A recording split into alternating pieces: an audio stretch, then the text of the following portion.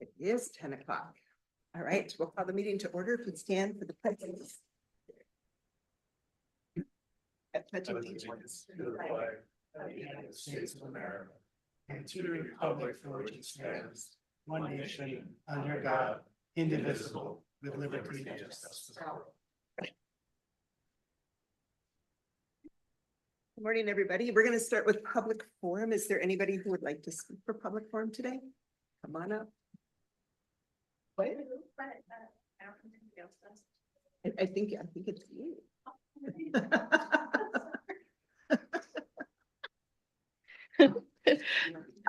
Oh, Denise Weiss Graston.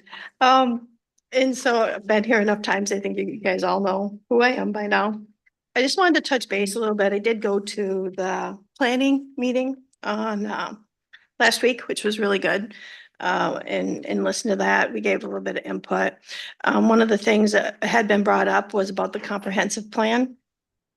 And that our comprehensive plan, it's the primary policy document and the guide for the counties.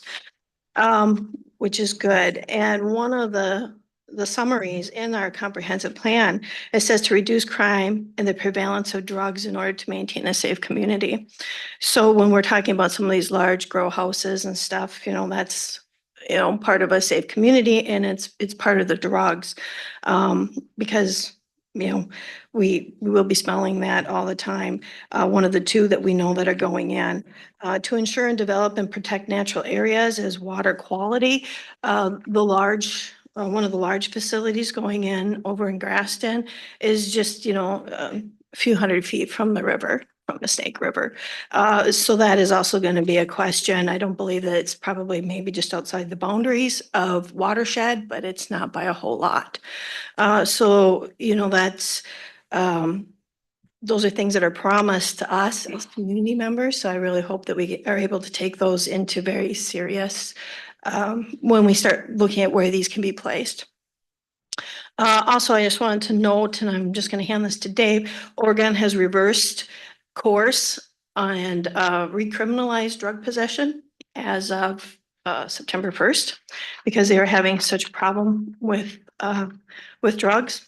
So they were the first ones to have legalized marijuana back 10 years ago. And now they're reversing course because they're having such a problem. So this will be coming down the pike for us. I also wanted to note that the FDA has sent a letter that they do not approve any food products containing cannabinoids, and reiterate that no cannabinoids, including Delta 8, THC, have been approved in use as a food additive. And the agency expresses serious concerns about the potential harm from consumption of cannabinoids in food products. So I think that just kind of goes to show, when we were trying to talk, that this is not a USDA approved product. It's something other than, it is a product, but it's not federally approved. So I'm going to leave these with Dave for you guys to have for reference, and I thank you, and we'll talk more in the future. Thanks. Thank you. Thank you. We're going to attack the chairs? Nope. Is there anybody else that wanted to talk to public forum? All right, then we will move forward. We need to adopt our agenda. David, do you have some? Thank you, Madam Chair, members of the board. If we could add a revision to consent agenda item number 3A, Dylan Gerke, and remove the contingency upon a successful background check that has been completed.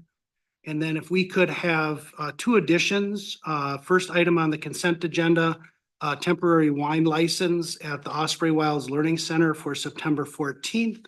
And 3.1 personnel, if we could ratify the transfer of full-time corrections officer Connor Johnson to part-time status effective August 27th.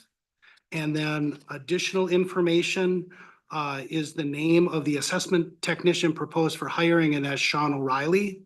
And then also in your packet is an update on the ARPA funds. It should be the last page of the additions that you received, and that can just be added for your information for the budget portion of the meeting. Thank you. Madam Chair, I'll move with Thanks, amendments. I'll check. I'll second. Thanks, Steve. We have a motion by Matt, a second by Steve. Are there any questions on the consent agenda? Right, if not, all those in favor say aye. Aye. Aye. Opposed? Motion carried. We need to approve the minutes of August 20th regular board meeting and the summary for publication and the minutes of August 27th, the special budget meeting. I'll move. Thanks, Steve. I'll second. Thanks, JJ. Are there any questions on those summaries and minutes? All right, we have a motion by Steve, a second by JJ. All those in favor say aye. Aye. Opposed? Motion carried. Then we have the minutes of boards, committees, and correspondence. We've got the 2024 election canvassing board, the surveyor's report, and the zoning board minutes from May and June. Are there any questions on any of those? Why don't we go move? Thanks, Matt. I'll second. Thanks, Steve. Once again, any questions on those? We have a motion by Matt, second by Steve. All those in favor say aye. Aye. Opposed? Motion carried. Consent agenda. With the additions that were made to that, are there any questions on the consent agenda? Mac, we have a motion to approve the consent agenda. I'll move it. Thanks, Steve. I'll second. Thanks, JJ. Got a motion by Steve, a second by JJ. Once again, any questions on the consent agenda? All those in favor say aye. Aye. Opposed? Motion carried. Madam Chair, Yes. do you want to, before moving to the regular agenda, note that Commissioner Moore has an excused absence? Thank you. Yes, Josh is not gonna be able to be with us today and he called in it as an excused absence. Sorry about that. Okay, regular agenda. Jeff, you are on. This is exciting. Madam Chair, members of the board, I am happy to be here to talk about this next subject. So we've been trying to get a little more intentional on our internal awards process, and you got a list of people that got awards in 2023 earlier this spring. And with that, what we're also trying to get better at is recognizing when community members step up, get out of their comfort zone, and give it their time, resources, and abilities to help the sheriff's office. And so the employees are able to nominate people that they have those kind of contacts with, and it goes through our awards process. And so we're getting caught up in 2023. I have 3 awards to give out. We do have one that's pending for 24. Hopefully we'll bring that to the board in 24, or a little more close to 24. But for getting us caught up, we will look at 2023. So the first one is Quentin, if you want to come up.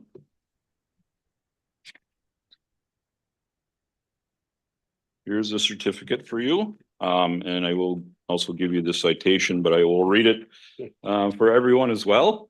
And it's a very short summary of what all was involved in this case. So in February 21st of 23, Quentin Passolt assisted the Pine County Sheriff's Office in a manner that deserves recognition. Pine County deputies were involved in a critical incident on Sunnyside Road east of Pine City. The incident involved the Pine County SWAT team and the BCA crime scene team. Due to the nature of the incident, there was a large amount of law enforcement present. The roadway was also blocked for a significant period of time, causing issues for neighbors as it was the only access road to several houses. Mr. Passolt provided a heated garage space for law enforcement to warm in, a portable light tower to assist at the scene, and a UTV to transport people around the scene to their houses. He did all of this without any expectations of repayment. His willingness to provide his resources to the sheriff's office and the surrounding community assisted in making everyone safe and ensuring the incident was cleared as quickly as possible. So I hereby recognize Quentin Passolt with the award of commendation.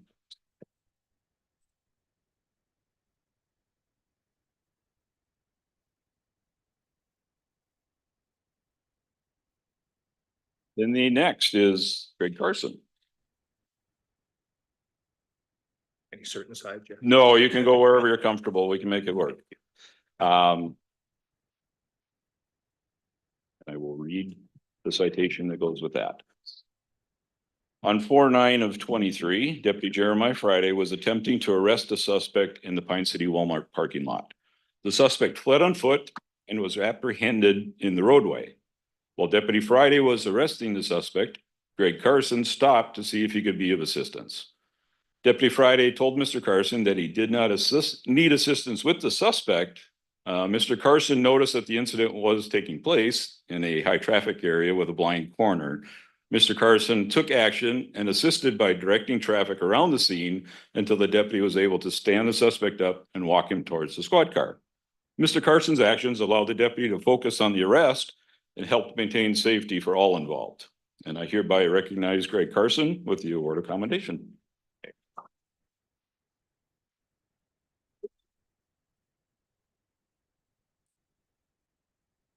And Mr. Duran.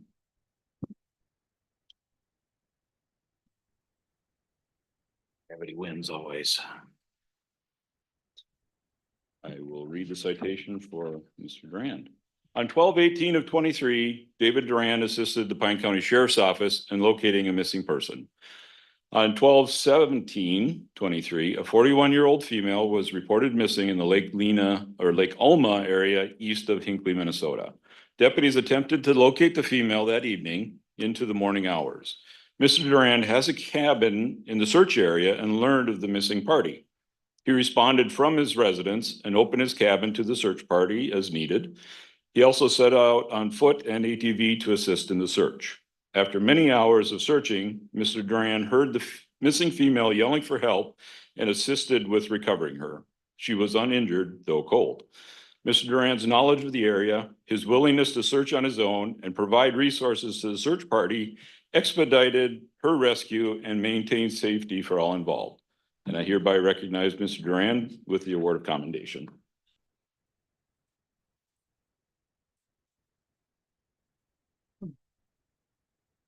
Like I said, those are pretty short summaries of all of the background that was involved in that. So again, each one of them went out of their way, put themselves in potential danger and stepped up without asking. And to a person, when I called them to invite them to this meeting, said, well, you really don't need to do that. That's not why I'm here. But again, that's why we're here, because people like this back us up. So thank you. Thanks. Thank you.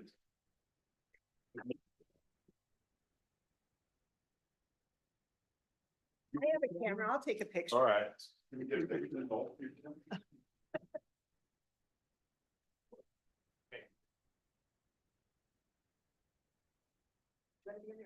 No, I'm here to talk.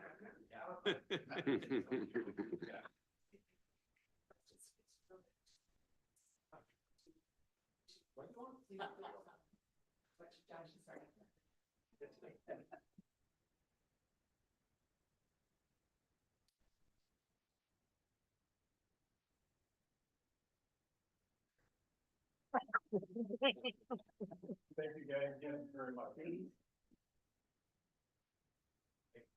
Thank you. Thank you. Well, that's a really hard one to beat. That is. We're going to move on to the 2025 to 2027 University of Minnesota Extension Service Memorandum of Understanding. Madam Chair, members of the board, Craig Taylor did present during his budget presentations on the updated MOU for the next 3 years. And so it is presented today for formal approval, and I can answer questions if you have any. Anybody have any questions for Dave? I'll move the agreement. Thank you, Steve. I'll second. Thanks, Matt. Does anybody have any questions for Dave on this? If not, we have a motion by Steve, a second by Matt. All those in favor say aye. All right. Opposed? Motion carried. Thank you. 2024 Aquatic Invasive Species Program Amendment. Thanks, Kelly. Yeah, thank you, Madam Chair, members of the board, Kelly Schroeder, County Auditor Treasurer. So we're here today to ask for approval to amend our aquatic invasive species plan for 2024. So how the plan works typically is in the winter, we send out to all of kind of our partner organizations that work in the AIS field and ask for applications of how much funds they would need to continue their program in the coming year. When we do that, we we add them all up and we present that to you. And in 2024, included in the plan was $40,000 for the Windermere Lake Association to treat Island and Sturgeon Lakes for milfoil. However, since that application went in, the Lake Association has done additional work with the DNR partners and some consultants on Sturgeon Lake because there was a significant bloom of milfoil this year. And so they are asking to try to treat the actual affected area this year, which is a total of 75 acres in Sturgeon Lake, on Sturgeon Lake. And the total cost for that is $188,000 plus. So we'd already allocated them $40,000 to treat Island and Sturgeon Lake. And so they were willing to move that Island Lake dollars over to Sturgeon so that they could get a little bit closer to that $188,000. And then they are also putting in some of their own funds to try to get as many acres covered as possible. However, we're here today to ask for your consideration. We do have a little over $85,000 remaining of AIS funds from previous years that were unspent. And so they are asking for at least an additional $30,000 to get closer to that total treatment area. And we have members here today if you have further questions about how all of that works and their different funding sources. I just have a question. I do have a question. I'm not concerned about the funding. I'm concerned about the effectiveness. Are we? We've got experts. Yeah. New experts. That's what I figured. New experts. Morning, Madam Chair and Commissioners. My name is Noah Cashman. I'm the Vice Chair of the Windermere Township Lakes Association, or the WTLA. And the purpose of our organization is to maintain the integrity and well-being of the lakes and rivers in Windermere Township. Our request is for at least an additional $30,000 in AIS funding, as was indicated by Kelly Kelly? Yes. Yeah, we haven't, I'm sorry. Is the total amount is for treating all of Sturgeon Lake would be $188,000. How did this come about? Which I believe is what your question kind of is. In this year, when, well, first of all, boaters and people on the lake noticed that there was this huge bloom of milfoil. We have been treating with what's called Procelicor for the previous 2 years. Procelicor is a quite effective treatment for milfoil. It's designed to target milfoil, and we have been using it for the previous 2 years. So on Island Lake, we've had some good results. I think it's down to, I believe, 2 acres. On Sturgeon Lake, it didn't work. And we had been using an applicator company called Lake Management since, I believe, at least 2009, since the advent of milfoil on Sturgeon Lake, and have been up and down. But with Procelicor, the first year we treated Sturgeon Lake with Procelicor at approximately, I think, 42 to 45 acres of milfoil. The next year, which would be 2 years ago, we treated, I believe it was 14 acres. So it seemed to be working. And then this year happened. And after boaters and people on the lake and Lake Association members noticed the big bloom of milfoil, the DNR, Richard Rosenka, came in and surveyed the lake, and we came up with 75 acres. We're getting ready to apply. We found out that, well, Procelicor has a warrant, the manufacturer has a warranty where they'll come back and treat the affected areas if it doesn't work. We checked into the warranty and found out, and actually got an email back from the company, which is called Secor, that the warranty wouldn't apply because the applicator was applying at, the quote is, approaching ineffectual treatment dosages. The treatment dosage is measured by what's called PDU. I'm not sure what that stands for. But our applicator, I believe, was applying the previous year at 3 PDU rather than the recommended 5. Thus, I believe with it, from what my reading, between the winter with the lack of snow cover, the warm temperatures, and the low treatment dosage, and also sturgeon is somewhat of a difficult lake to treat because of currents, and it's a lot clearer than, for example, Sand Lake. You had this big explosion, but we no longer have a warranty. So in response to that, and I'll let Mr. Yuckout, this is Bill Yuckout, who's a board member as well. We did some checking, and we came up with another company called PLM. And PLM said, yeah, you should be treating at 5. They gave us some other information. If I could invite Mr. Bill Yuckout up to the podium with your permission. First of all, did I answer your question? Yeah. Okay. You know, we've been treating this stuff a long time, and I know I farm enough to know that some weeds are just plain resistant to certain chemicals. Are we at that point with milfoil where, and it sounds like it was probably a misapplication where we gotta switch to a different herbicide. Yeah. You know, That was my question, Madam Chair, just so I can jump into Go it. ahead, Matt. They used to alternate what they used. So it wouldn't get They used to- immune, so to speak, to the. They So is used that to- still happening? No, they used a previous herbicide. I can't recall exactly. One was 2,4-D, and then there was another one they'd alternated. But with this Priscillacor, it's actually a genetically engineered formula just for milfoil.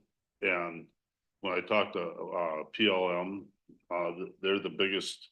They treat the most milfoil in the state, and they use the Priscillacor, and they inject it right in so that it has total contact. So that also then they like to do it in August and September because the plants are growing the Yeah. licks and they can get it into that. And the lakes they did was Bear and Chubb Lake, which is north of us, and they have eradicated it in those lakes. And they've had the same success with this if it's applied right. And it was nice, there were several areas, I don't know if you, in there. So what this company actually did was they came in and evaluated each area. And they looked at the depth of water it was in, and they designed their dosage for the depth of the water so they can have more contact. And they also say that they themselves, Priscillacor's warranty is rather vague. What it does, they only can be above 10-acre plots that they'd warranty, plus they have to be at their rate, which would be something that we could look at in the future too, but they'll, on their own, they will offer a warranty as a company that they will kill it. And they'll come back For 1 year. for 1 year, and they'll reapply it. And Priscillacor, for some reason, if it was 2 years, if they did plots above 10 acres, then they have a 3-year warranty, but you have to fit all these criterias. And now since they kind of rolled into talking, I mean, you guys have been very supportive in the past to sturgeon, and it's a huge asset in the community up there, but they also, we appreciate that, but we've also been pretty good stewards for it. We've given money back because in other years. So I really appreciate you guys looking and supporting this. I mean, we'd like to have as much money as we can, because once the plant gets out of control, like we're at 75 acres, they wrote us a permit for 70 acres. Well, that's it. They can't treat more than that certain percentage.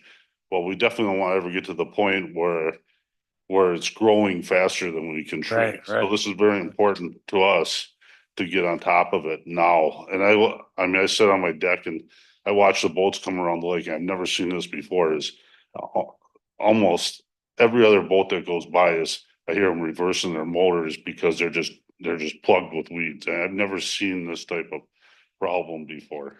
And If I could just make a couple more comments. So in direct answer to your question, Procellacor, I don't, it's been effective on Sand Lake. We've got that down to 2 acres. And now we're going to be using PLM, who we've contacted to treat both lakes. So I don't believe that it's because, I mean, actually it's quite effective, but you have to apply it at the right rate as anybody. I mean, I grew up in the greenhouse industry and I knew that if you don't apply at the right rate, you're not going to get the results you want. So, and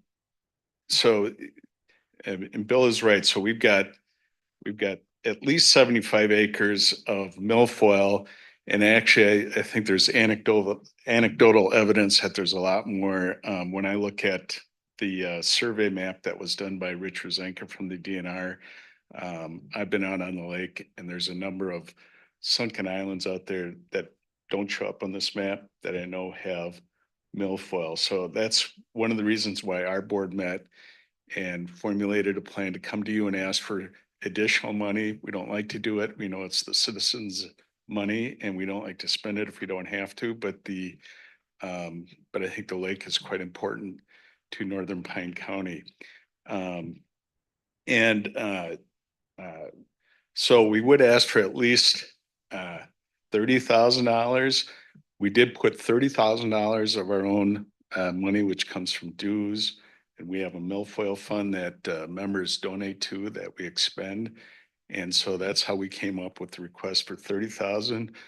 Actually, we need enough to get, it would be great if we could get enough to get to 188,000. And the other thing that Bill has told me is that with PLM, the more we can treat, it kind of knocks your cost down on the herbicide. So that figure of $188,000 might actually come down somewhat. For example, if we came up with all the money. So I mentioned that. And of course, with that, also present with us today is Mr. Tony Bacchiaris from the Windermere Township Lakes, or from Windermere Township. And I believe he wants to make a couple comments. Thank you. Unless you have any questions for him. Yeah, I guess one quick question. So at the rate you're treating it now, you're gonna get a pretty good handle on it and then it'll be follow up next year, the year after. Correct. PLM warranties it for 1 year if you use it at recommended. So they treat a lot higher because they have that 1 year warranty. And if we came back next year and let's say if you have the little map in front of you, right in front of the public access, they is labeled area 10 of, if they treated all that and they came back next year and it wasn't dead, they'd come back and retreat it for free according to their warranty. Yes. And then if you treat enough, you can take advantage of a 3-year warranty. Did I hear right? If you. Possibly, the manufacturer's warranty is pretty vague. I'm an attorney. I looked at it. I possibly, I don't know. It's a little vague, but PLM, actually, when we were speaking to PLM, they said they've had such good success that they were kind of running out of work this year, because they're using Procellacor and they're having really good results. And we know that's true because Chubb and Bear Lake, which are just north of here, north of us in Windermere Township, they can't find it. It's gone. And Chubb Lake was infested. So, Yep, I remember that. Yeah. And then we share Sand Lake, of course, with Carleton County. correct. And they've been really good with helping out also with Yeah. theirs. Yeah, and then you said there are extra funds in the AIS, you said? Correct. So we have about 85,124 remaining funds that we could spend. I would just caution you on spending that because we have been using those to fund our annual plan. So should we use all of those funds, we've been using about 40,000 of those year after year. So should you spend all of those, then next year we would not be able to fund every request that comes forward. As we've done, we would have to tell some people no.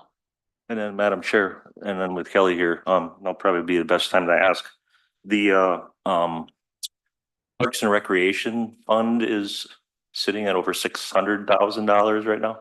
Correct. Would this be any chance for the rest of the board to ever consider it is recreation. I mean, that's indisputable, and it's more of just a treasure than Northern Pine County. People travel even from Southern Pine County. There's a lot of residents around here even that recreate up there. Would that ever be a consideration to use some parks and recreation money towards something like this? That would be at the pleasure of the board. Yeah. It could be talked about. So Madam Chair, Go ahead, Matt. I'm more interested in, is the funding stream still coming? So, and how much do we get every year? About 119,000, if I'm thinking right, 150? 114,000 annually. And our plan annually has been about 160,000. Yeah. So we're gonna run out of that extra money in that fund, Correct. no matter what we do. No matter what. I am interested to know, I can't remember how many total acres Sturgeon Lake has. 16. About 1,700, the whole site, 1,500? I mean, after the high, high water level that you heard about, we were at like 1,500, we're up to 1,700 now. Okay, so we're treating a pretty small portion of it. And you say anecdotally, we have, you think, more than the 75 acres. So even if we get 100% kill on the acres you treat, we're still gonna have an issue next year. Is that what you'd think? It would probably take a few years to totally eradicate it. I would say we would have milfoil, but I would say it's not an issue. That's kind of the genesis of what of our request came from, and Bill touched on this, which is get to a tipping point on a lake, especially a lake the size of Sturgeon Lake, the water quality, meaning it's clear, and the bottom substrate, which is, really beneficial to milfoil. And so you can get to a tipping point where all of a sudden it just takes over. So that is, I mean, we talked about maybe, just trying to deal with this issue ourselves and coming back next year. But as a board, and there's quite a bit of expertise, both administrative, politically, and so forth on the board, we realize that if we didn't do something, you could lose this lake in the sense that it would become so infested that we just couldn't deal with it. Yeah. Attack. We're concerned about that because it's a premier lake in not only Pine County, but in all of. It's kind of interesting. I have all of these in my notes. You guys are covering it. I mean, we understand that. We've all probably been on that. We've fished on that lake. It's a beautiful lake and. What are your coordinates for your fishing spots? You don't want to follow me. Well, Madam Chair, would I be able to, or would this be the time to make a motion to at least get started on this? It sounds like time is of the essence. I think Further ask. Tony wanted to speak. Let's hear what Tony has to say and then we'll go. Good morning, Madam Chair, members of board. My name is Tony Bacchiari. I'm Vice Chair for Windermere Township. Windermere Township is the second highest tax base in Pine County, if not first. We have 17 lakes. Sturgeon Lake is the top 5% blue water in the state of Minnesota and has over 25 feet of clarity in the springtime. So it's really one of the unique lakes. Sturgeon Lake is also the second largest recreational lake in Pine County. I found that there is over $605,000, as Mr. Waldholm mentioned, available in parks and recreation. In order to do effective eradication of milfoil, we need $188,000. I'm asking for Pine County grant the Windermere Lake Association the money needed to eradicate all the milfoil has grown over last season from 14 acres to 80 acres. I appreciate your consideration. The reason it's important because I don't know if you're familiar with the Minnetonka Lake. They initially they just started, well, just the lake is too big, we can handle it. And, some people came in and just said that, well, weeds are good for lakes, it's just for fishing and it clears the water and stuff like that. Well, they found out too late because they didn't apply, the chemical that, was necessary. They were bringing barges in and they were harvesting it. So, if we don't manage this, like I thought we had it under control. We went from 40 acres to 14 acres, and that 14 acres was really kind of weak. It wasn't really, a good 14 acres. To make a long story short, initially we had problem because we had too much water. We were just trying, we did a feasibility study how to get rid of some of the water. And because of milfoil, we can't really pump that water into another, lake or something because then the issue just keeps going down the road. So in order to manage this, yes, it's $188,000. If you don't do it now, we're gonna lose a lake. And the property value, is up and is, every year is going up because of the lake. So I really appreciate, your consideration because the money that, is gonna go toward this, if we can manage this and get rid of them, in 3 years, then we're not gonna ask any money. As you know, that we asked for more money and we didn't use it, we gave it back to the county. So it's not like we're gonna reserve it for the later on. So please consider this fully, and I appreciate anything that you can come up with. And I think if we can go all the way, we're gonna help, and there's some money that is already allocated. So if we can just bring it all the way to 188,000, so we can really manage this with a stronger dosage, hopefully, within a year or two, we won't be coming back. I appreciate your time. Can I ask a question? How much money do you have in the Lake Association that you can put towards this? $62,000. 62,000. Yeah. Thank you. So right now, We're gonna put half of it in, and we're gonna, try to have a fundraising campaign in our newsletter and stuff like that to help out in the future.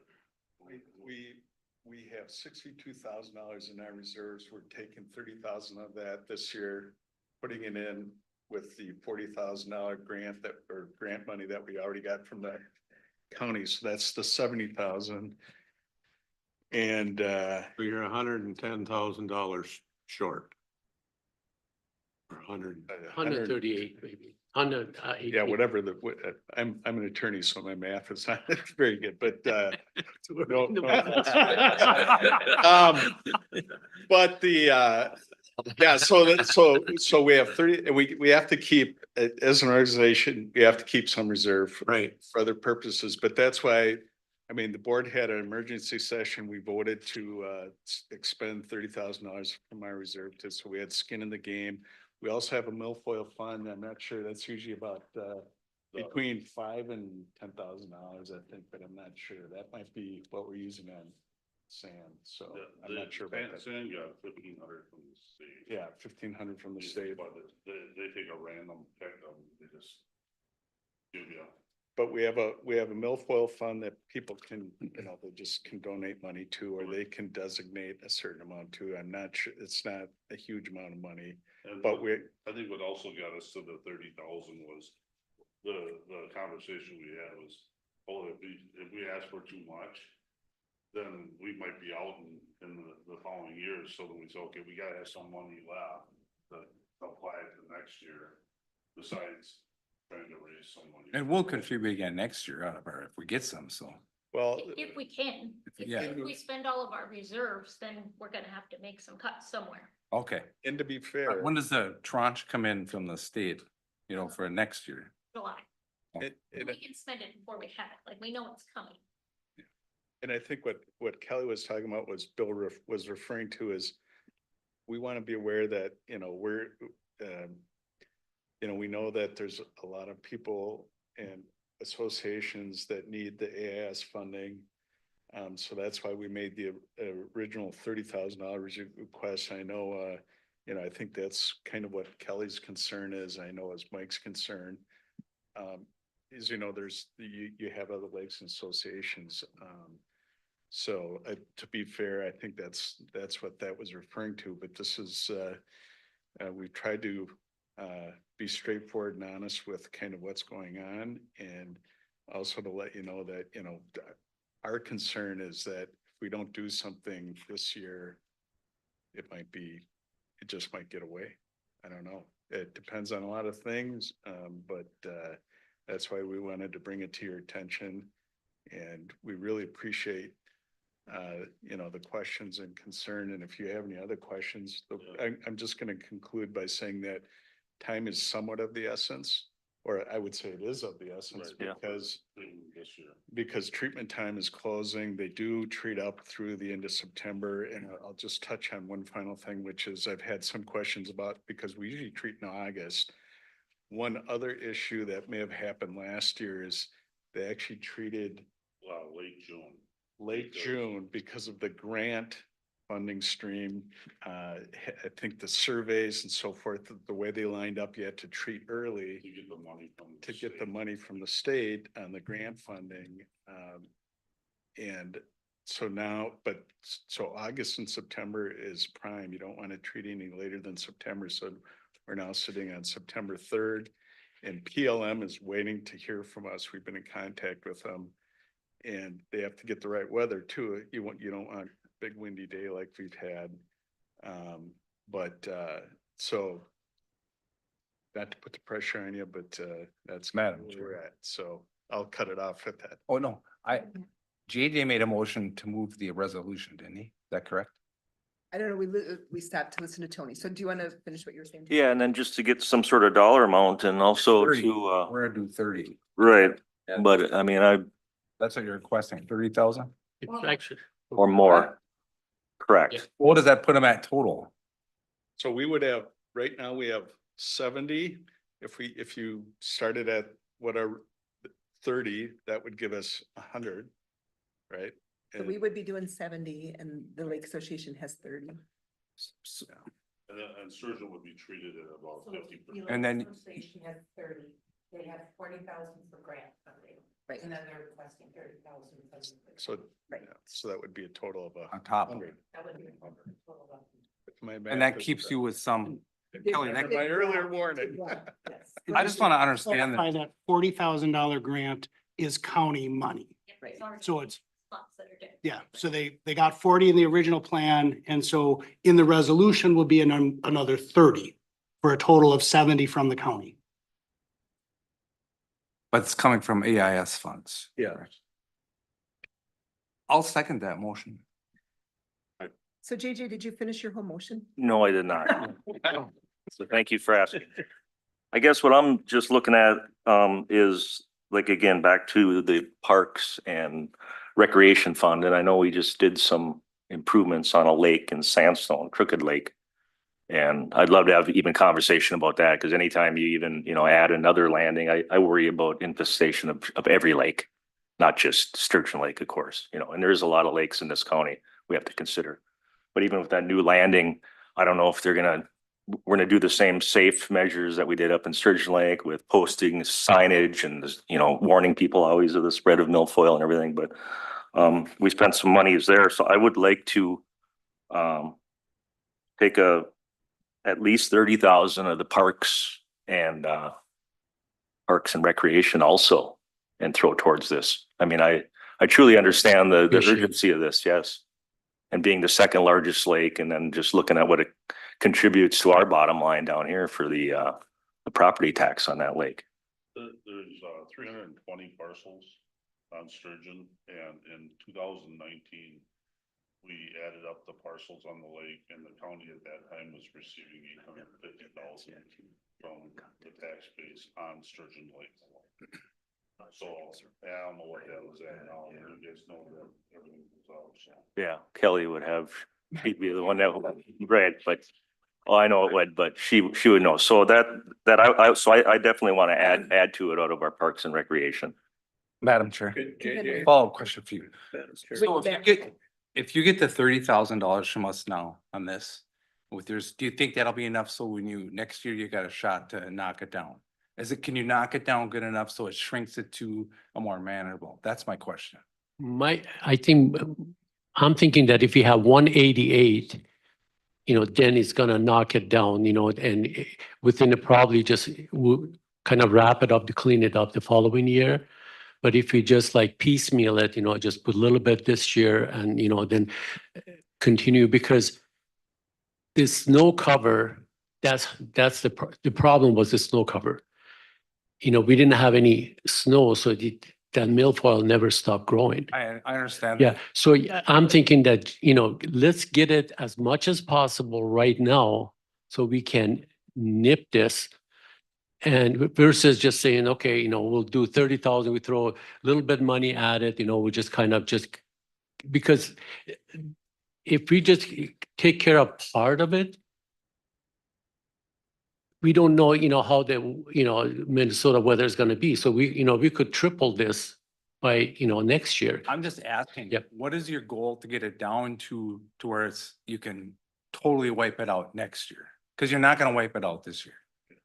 Commissioner Ludwig, I can't really answer that question. What I can tell you is that when we've been speaking to PLM, they say, depending on how much money you got, they'll treat certain parts of the lake. So for example, with our current funding, it would probably, if you have your survey maps in front of you, it would probably be that northern 40% of the lake.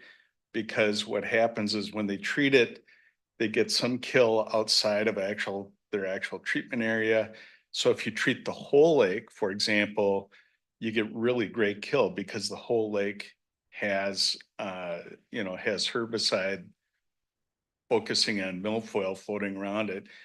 Then you start looking, if you can't treat it all at once, then you start looking at certain areas. So kind of that northern basin, and then you've got Sunset Bay and kind of around to Ray and Marges, if you're familiar with the lake. And then you've got actually a huge chunk of it up by the YMCA. And then, as I said, anecdotally, we know there's out on the Sunken Islands, there's Yeah. we've I'm seen on that lake. milfoil. I'm so. familiar with it, so where you're talking.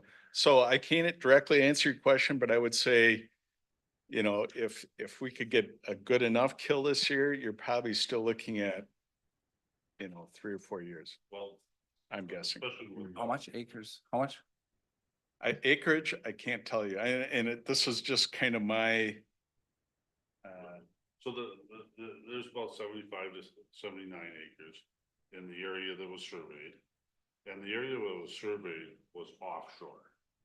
They did not survey cross pattern on those Sunken Islands, because I'm a fisherman and I know it's out there. But if you look at the way the survey was done, it was around the perimeter. I also feel that, boats spread it, but also there's just tons of pontoon traffic that travels the shoreline. So PLM will decide where they want to treat, but we would like to regain as much area in that area where the traffic is. So we'll minimize the risk of spreading. As an association, we're not going to tell them. They know what their product does and that they're offering the warranty.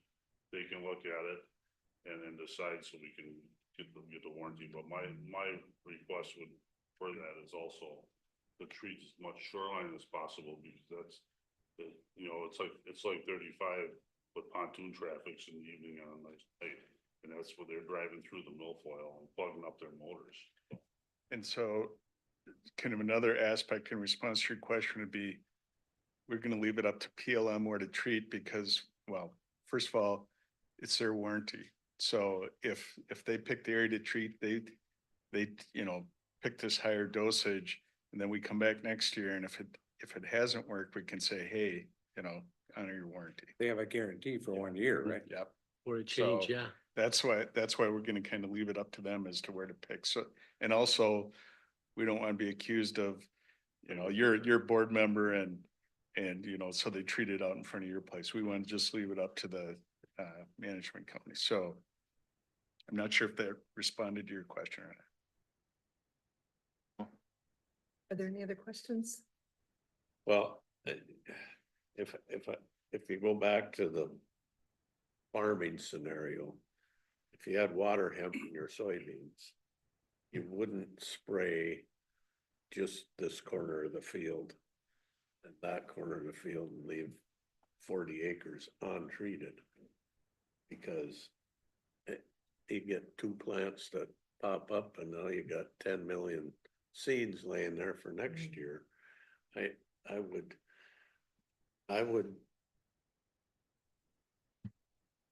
would encourage JJ to make the resolution as it stands, so we take $30,000 out of our AIS, because we have that money. Then we have a discussion about taking money from some other pocket.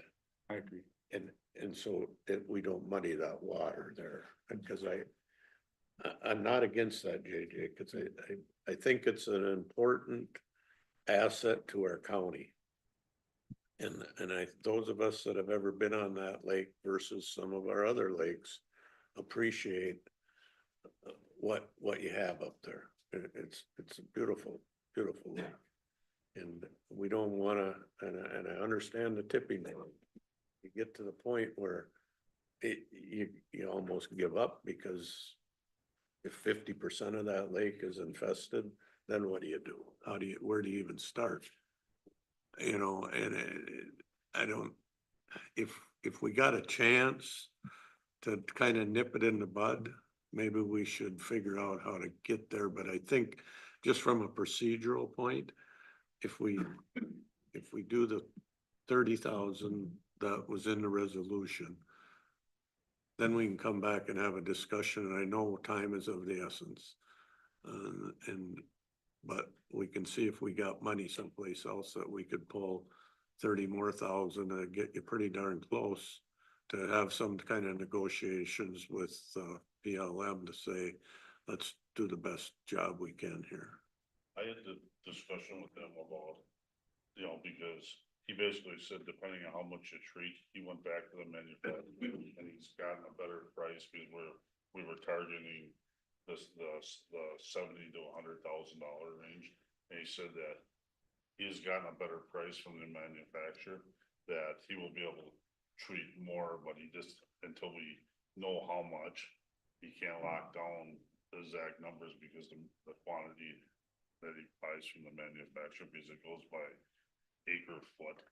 So yeah, depending on, how the depth of water, some of those areas that are in deep water are very expensive to treat. Right. But just for a guy that you said you're in the farming was, they use all the waypoints are entered into their deal. And it's just like the farming deal, it's all GPS applied with rates. And it's not just mix a container and apply it. So they actually have the same type of farming equipment on the lake as people do in the fields that. Computer map. So then our deal is, it's kind of being the steward of the lake, that we aren't applying chemicals that are not in the area that's effective. Right. Did that make sense to you, JJ? Well, again, I just worry about the timeline of this to get, I mean, I understand the urgency, and I respect Steve's, like you said, you gotta treat the whole thing. We know that. Today, JJ, Yeah. I'm just thinking it for clarity purposes. And thinking with that fund, we don't know, there's been talk and there's been money spent and we don't really know where it is today and what is gonna be coming out of that, the Parks and Recreation Fund. So I think that to change that today without talking to that committee and seeing where things are. at. Right, yeah, it's at 640, 40 some thousand right now. Yeah. And there was already a few things taken out of it. Yeah. So what is your, Does it take a board action then, to get them the funding they need? Let's say we have a discussion today and we decide, and does it have to wait to the next meeting in 2 weeks before?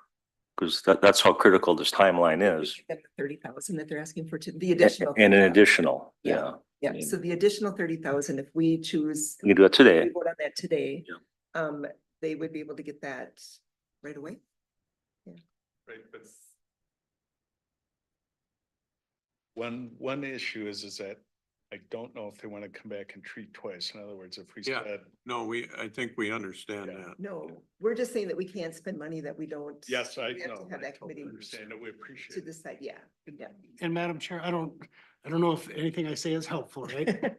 So right now, you have been spending AIS funds on chemical treatments on this lake, on some other lakes. You know, if you have the plan, you see you've got money dedicated towards those treatments throughout the county. You have, is it $85,000 of unspent AIS funds?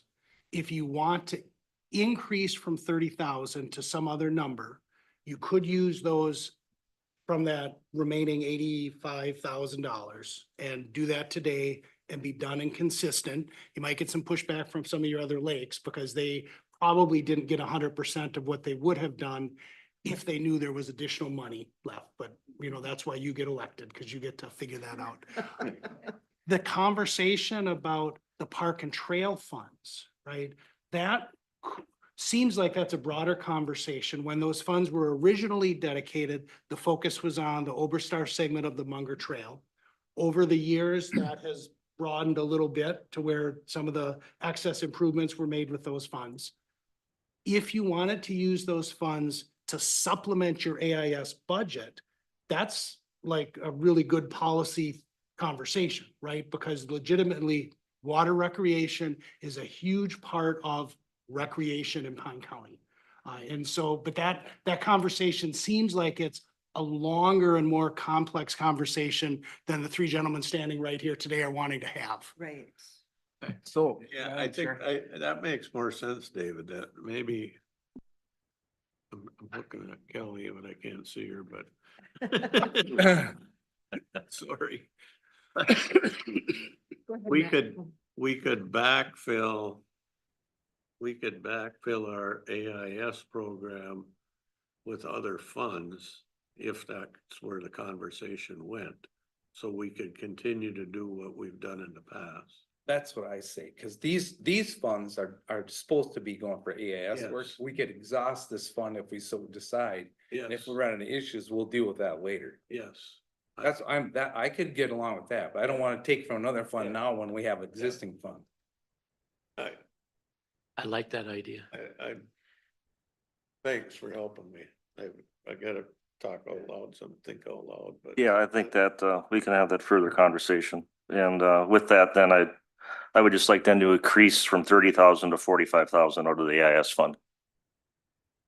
This is a sign of good faith that we are gonna work on this. It is that important. You do need the money. Time is of the essence.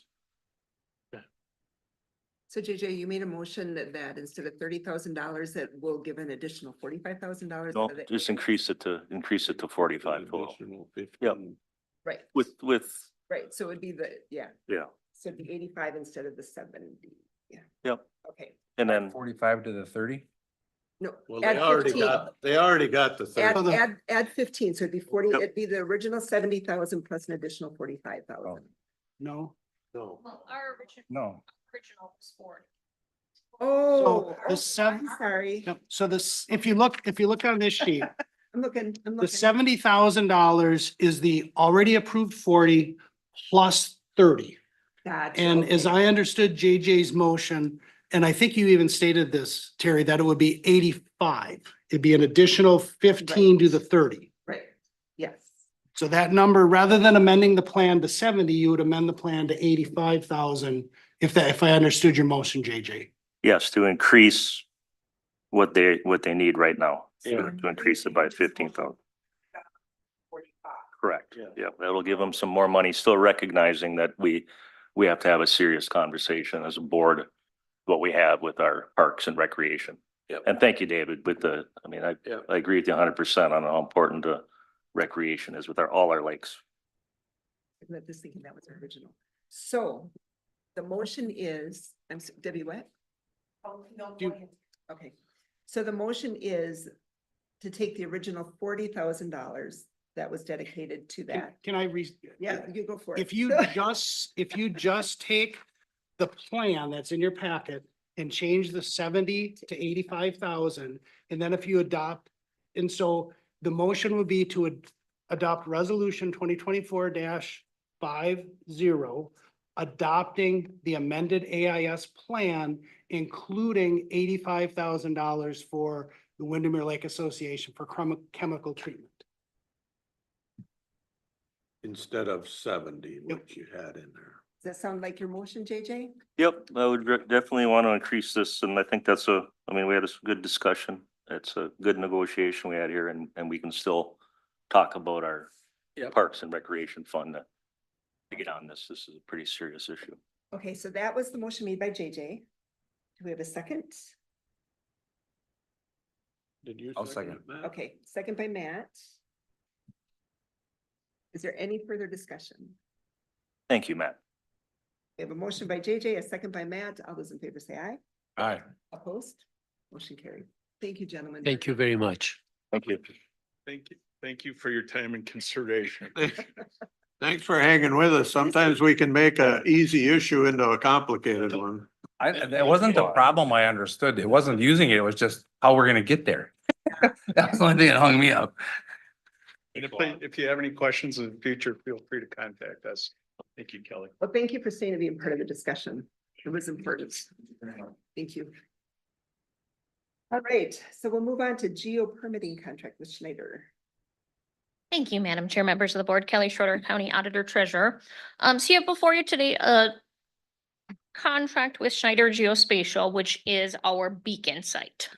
Schneider is the company that we contract with behind that provides that service. A service that we have not purchased from them previously is their online permitting portion of the beacon site.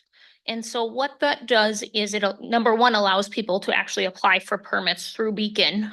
So rather than getting the paper application and them trying to fill out their parcel number and their address and all of these things, it just all pre-fills for them. And it also ties the GIS piece in. So then rather than them trying to draw us a picture of where they're gonna put their house on their parcel, it just gets drawn right within that GIS. It also provides all of our previous permit history will get converted into this program so that realtors and all of those people in the background that call us constantly wanting permit information can just get it right on Beacon. And the great thing about this timing of this is through the Kettle River Upper St. Croix One Watershed One Plan is they right now will commit to paying the setup fee and then the first 2 years cost of it. And so that totals $57,900. But it is a contract with Pine County. So none of our levy dollars are associated with that first 2 years. However, it is a contract with Pine County, but we will get the funds through the One Watershed One Plan. Is that a one-time thing or is there an annual thing? Right. So there's about $12,000 of this that is the one-time setup costs. And then going forward, there's about a $15,000-ish cost annually after the first 2 years.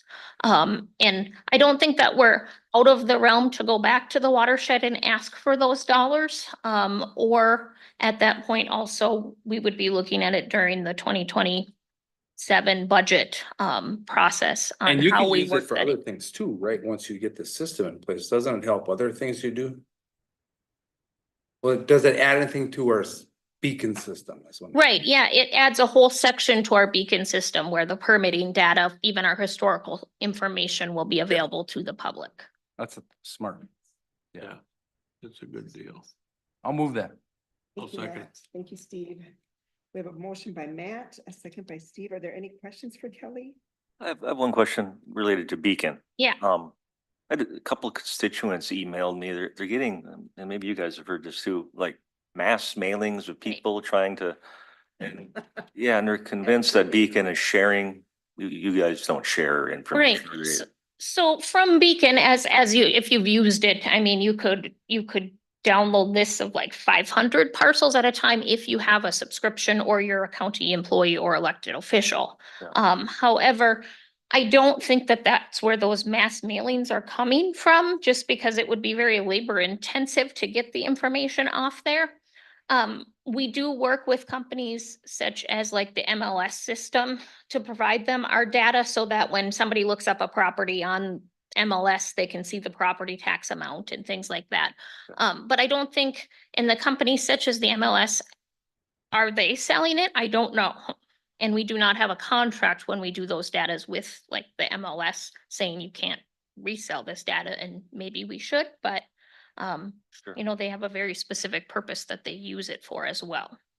But we have sold reports also. So if somebody contacts us and says, I want to know everybody in Windermere Township that has 20 acres or more, or everybody that's on a lake shore, we would sell that information to people. Oh. So, I mean, that's something that we had available and we can run those reports and sell them the report. Right. But I don't know if those mailings are really coming from Hard to say. where they're coming from. yeah. I know I get them all the time as well. We get them for like the courthouse property even I've gotten them for, and I'm like, well, Yeah, good luck selling that. Yeah. you're just kind of blindly mailing here. I just got one yesterday. Yeah. We just Or not got- Right. yesterday, but Saturday. I have received But that they're- concern from they're citizens as well. ridiculously low. Yeah. Who would Out of even state. Bite on it. Right. Right. Yeah, I, Buy land like crazy. right. So I have received those concerns as well, and I just, I can't pinpoint where they're coming from, and it is information that we do have available to purchase. It's open to the public. All of our information is open to the public. through Mhm. text. All right, thank you. Are there any other questions on this? Okay, we have a motion by Matt, a second by Steve. All those in favor say aye. All right. Opposed? Motion carried. Thank you, Kelly. Well, I'm gonna stay You here. gotta stay up for Kettle River. Might as well stay right there. Or just stay. So before you, you have 3 master project agreements, in relation to, the Kettle and Upper St. Croix, one watershed, one plan. So at the last board meeting, we had 2 things that we did. We did a master project agreement with Carlton County, and then we also did like their actual project plan, approving them spending those funds.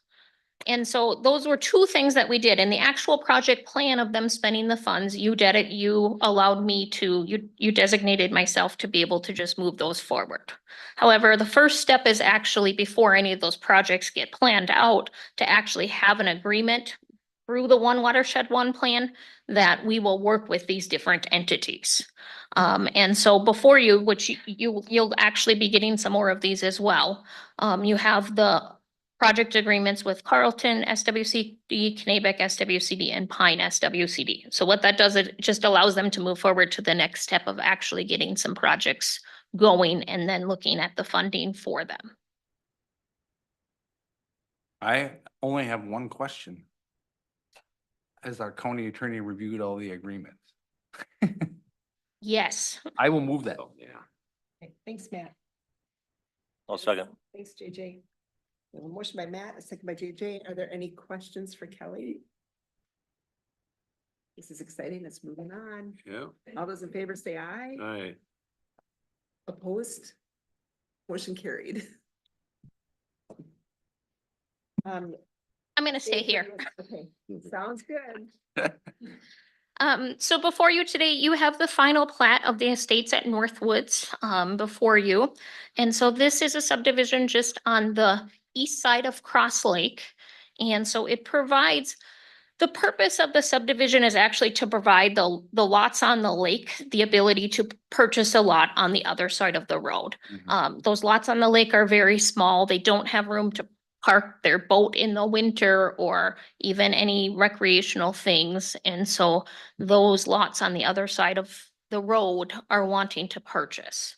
And so that was the reason behind the plat. And it has worked through the whole process. We had a preliminary plat about a month ago that you guys reviewed. And now the zoning board reviewed the final plat. And it was substantially similar to the preliminary plat. It's been reviewed by the county surveyor to make sure it meets all those statutory requirements of a plat. Our county attorney has reviewed their title opinion to ensure the person platting it is actually the owner. And so before you have this final plat to approve, which would be the final step in this subdivision. Madam Chair, Yes. the one thing I reported on this last to the board when you, so are they gonna become attached? So it's one parcel then? When, you know what I mean? So it doesn't end up a chunk later? Right, so they're not going to be attached to the lots across the road, and that was the purpose of it, doing it as a subdivision, because we could have just without a plat made a lot across the road and attached it to their parcel on the That's lake. what I was wondering. However, they wanted the option to be able to have them as standalone lots, so we did it as a plat, because we don't want to tie those people should they need to sell the lot across the road. They are buildable lots on their own. And so it just provides options and value. Okay, great, thank you. I will move it. I'll Matt- second it. Motion by Matt, second by Steve. Are there any questions on this? All those in favor say aye.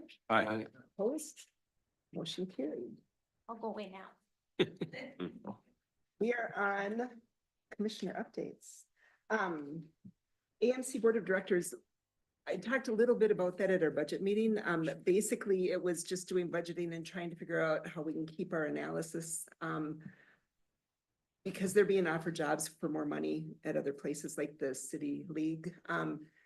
So just trying to figure out how to do dues and what's the best, was the majority of the conversation that we had at the Board of Directors retreat. Pine County Zoning Board? Yeah, we met, this plat was discussed, the Foster plat, and then, a variance was denied on that lake, and another one, I think they wanted a project to move forward, but I'm not sure what happened on the Prime Ridge Hideaway one.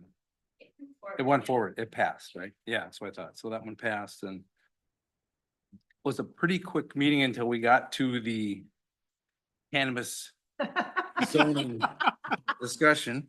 And no, what I think is, I it's, heard that it was a really good discussion. No. yeah, well, no, the zoning board is well aware of what's, Mhm. you know, it's gonna be a zoning issue in all these townships, and of course, shoreland is different because it's driven by lots of good statutes. It's the unknowns out there. You know, and so in the end, they decided to form a committee. And I think you had one meeting already, didn't you? They're just trying to fast track it to have something in place by the end of the year, you know, when the things are so, or even, I think there's an October deadline where if they can apply for licensures or whatever, and if there's nothing in place and you can't say anything, well then nothing said, it'll get approved by the state. So this is for the growers.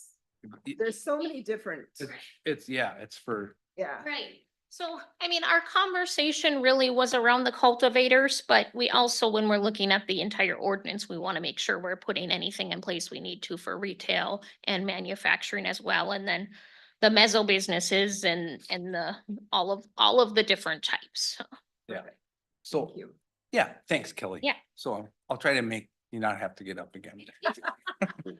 But anyway, so they're gonna meet, and there was some good ideas flying around already, like they could limit size. They're trying to figure out if you're gonna, what kind of limits you can create in something without trying to say, you know, whatever. Because some things are allowable, so how are you gonna regulate what? And then if it gets too big, what kind of impact does it have on the wells and around the neighborhood if they're pulling water and that type of thing? So there's a lot of issues at stake there, and we'll see where we end up. Who knows? And we already have our ordinance, you know, kind of, but things can change at the state level. Cause I think they're it's, still working through things too, so. I think it's gonna be moving. It's not gonna. Yes. stagnant. And if I could comment, and Kelly, this might require you to stand up again, but I'll try not. But the question that the zoning board and that subcommittee are wrestling with is to what extent should the county exert its zoning authority over cannabis businesses? The ordinance that the county adopted, it only for the most part incorporates zoning type regulations that are in state law. Hours of operation, distance from schools, those sorts of things. It's not a zoning of cannabis businesses. And so that's historically, Pine County has not exercised countywide zoning authority. It's operated on this opt-in system. There has been some comments from some of the jurisdictions that maybe want the county more active in zoning cannabis businesses. And so how to thread that needle is complicated. On top of it's all new with the cannabis business. So are they thinking like a commercial ending up in a residential or ag or that type of thing, or how would you? I think if you were a township and your zoning wasn't terribly specific because you really don't have a lot of business, you don't have a lot of residential, you just have a nice place to live and work and whatever. If you don't have zoning, somebody could come in and say, I'm gonna operate this facility. There's no law. And there's no zoning that would Right, prohibit it, so I have a license from the state, so I can do it. And I think hi, Mike, how are you? I think a lot of our townships did their zoning and, you deal with what you've got and then all of a sudden all this other stuff is coming out there and it's like, how do you move, and it's so fast. Did you have something you wanted to add today, Mike? No, I just, I just think that the working with the townships in order to get this, to work with them and with their own zoning ordinances in order to make all of this sort of mesh together is going to be an interesting challenge. And I think but I think that the work group had their first meeting and I thought, and Kelly led that, I thought it went absolutely fantastic. So I think we're well on our way. Good, thank you. Thank you. So while we're talking about this, because I know Josh is very passionate, he always brings this up, and so we have county zoning. And I think some townships have jumped on with our county zoning. But do the townships understand that even if they did say, hey, Pine County, take over our zoning, they still pick out residential, ag, and they set it up the way they want it, and we kind of adopt the way they take it, right? So then how would we apply? How do we apply in those situations? Right, and that's some of the discussion. So the way that we were looking at doing it was using townships currently have zoning maps already, different districts in their existing townships. So what we were looking at was just having them continue those districts that they have, but incorporating them into the existing ordinance. So if they have an agricultural area within their township zoned already under their township zoning for cannabis, we'd also be looking at it as an agricultural area. But they would still have a say in how they want their township to be set up. So- Right, and that was a piece too that we discussed quite a bit is, we can direct these things to where we want them to be. However, it unfortunately could land back on the township's lap because, for example, if we say manufacturers need to be in the industrial area, well, and a township doesn't have an industrial area. So then they'll be going back to the township board to ask for a change of zoning. So no matter how we do it, it unfortunately does end up back at the township for Right, their, that's where I was gonna go next, because yeah, they're gonna come in and say, I want to do this, and right. And, change your- and then they'd have to go to the township to change the zoning. okay. So how long do they have to do that with all these changes coming in? Like tomorrow? Well, so many townships already have a zoning map. And so once we get that incorporated within, they'd be signing likely a joint powers agreement with us and providing us their zoning map. And so when these social equity licenses go out in October, if we've got some of those joint powers down already, we'll be able to look at them and say, oh, you needed to be in an industrial area to be able to do what you want to do. So that's a no-go. And then, they'd have to take the next steps and go petition their township to change the zoning, which is a process that can take some time. Thank you, Kelly. Yeah. Anything else you wanted to add on zoning? No, that was a long, sorry about that. No, it was good. This is the conversations that we need to have. This is good. Snake River Partnership, we did not have a meeting. East Central Regional Development Commission. Yeah, that was on the 26th, Donna Mora. Let's see, Williamson was elected our vice chair. I wrote that down for oh yeah, I was actually nominated for it. He got that position. I didn't write down the other positions. It's in the minutes, but what I thought was important here was some loan balances. Historic RLF revolving loan fund. The original amount was 400,000.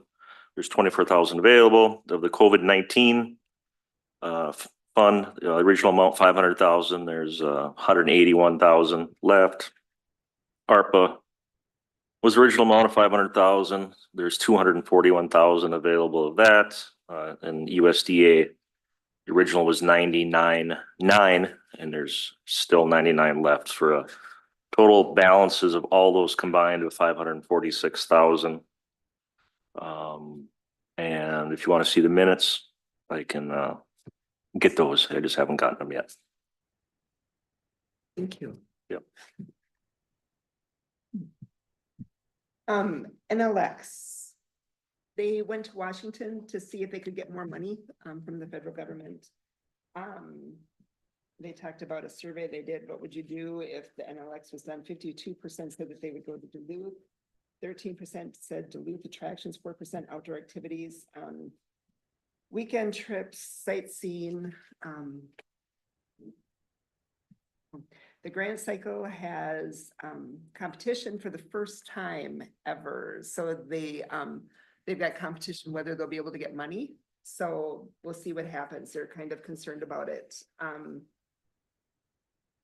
That was about it. They said that MnDOT's negotiating the contract with BNSF at this time, so we'll see what happens, but yeah. Pine County Housing and Redevelopment Authority, Economic Development Authority. Yeah, I was on the 28th. David, you can jump in anytime if you have minutes. Both buildings are full capacity. Roofing bid was awarded, but they still have to determine the exact permit costs, I believe, right, David, if I got that note right. Correct. And then we had a presentation from Luke Greiner from Deed.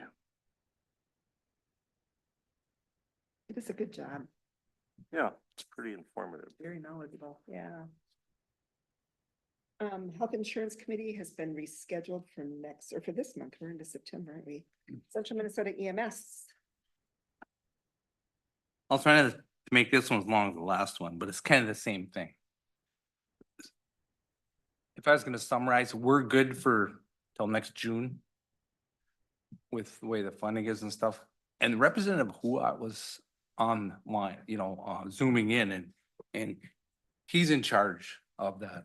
What used to be the EMSRB or whatever now, but they have a new title. And he said they haven't figured out the model of funding yet, really. They stuck some one-time money in there. But so we got through our meeting fairly quick and there was a lot of time of discussion at this, just like, and the zoning. Cause he listened to everybody's when he took the time and answered and stuff, because we talked about funding the old way, with the seatbelts and whatever, and they said they're not looking at that really. I mean, it's still there, but the legislative is thinking more like taking the funding, like you would like the state troopers was his example. But he said, that's a big number. It's a really big number with all the towns or counties, so. We're up in the air. But he is well aware of rural. So, that's right. I jumped in and probably had a 10-minute conversation with him in our meeting, almost talking it because other people jumped in. I said, how it is for the big rural counties where it's the first responders that are the first ones at the scenes, and save lives. So, and they shouldn't have to pay for all the licensing that's required to be a first responder. You should at least be able to train them up and keep them happy because people want to serve. Right. So, and he's well aware of that. And the state is well aware of that too, because there's a lot of counties that are rural. So I can't tell you where it's going to end up because I have no clue. And he doesn't really either, except they're working really hard, it sounds like, but who knows? Yeah, one Madam voice out of Chair, many, right? Can we have a broader discussion at some point fairly soon about the EMS and how it ties to our ambulance service? I've gotten some more concern about our ambulance service and response times and not having ambulances available in our county. I think it's not unique to Pine County. It's unique to rural America. But So I asked not when with the representatives, but I said, I know we've given money to hospitals, and they're for-profit businesses, you know, but it's like those Lucas boards and stuff, but they end up serving our communities out there because they can do CPR for a whole ambulance trip back into a hospital. So they're worth putting equipment on ambulances and stuff, you know. But it's like, But if the when you do ambulance that, it doesn't takes get money there- away from other things, you know, because they're so expensive. Yeah, So Steve's right. If the ambulance doesn't get there, it doesn't do a lot of good. You Yeah. know, in our You neighborhood, have to have those ambulances. the last 40 years, we've had Jeff Esposeth who responds.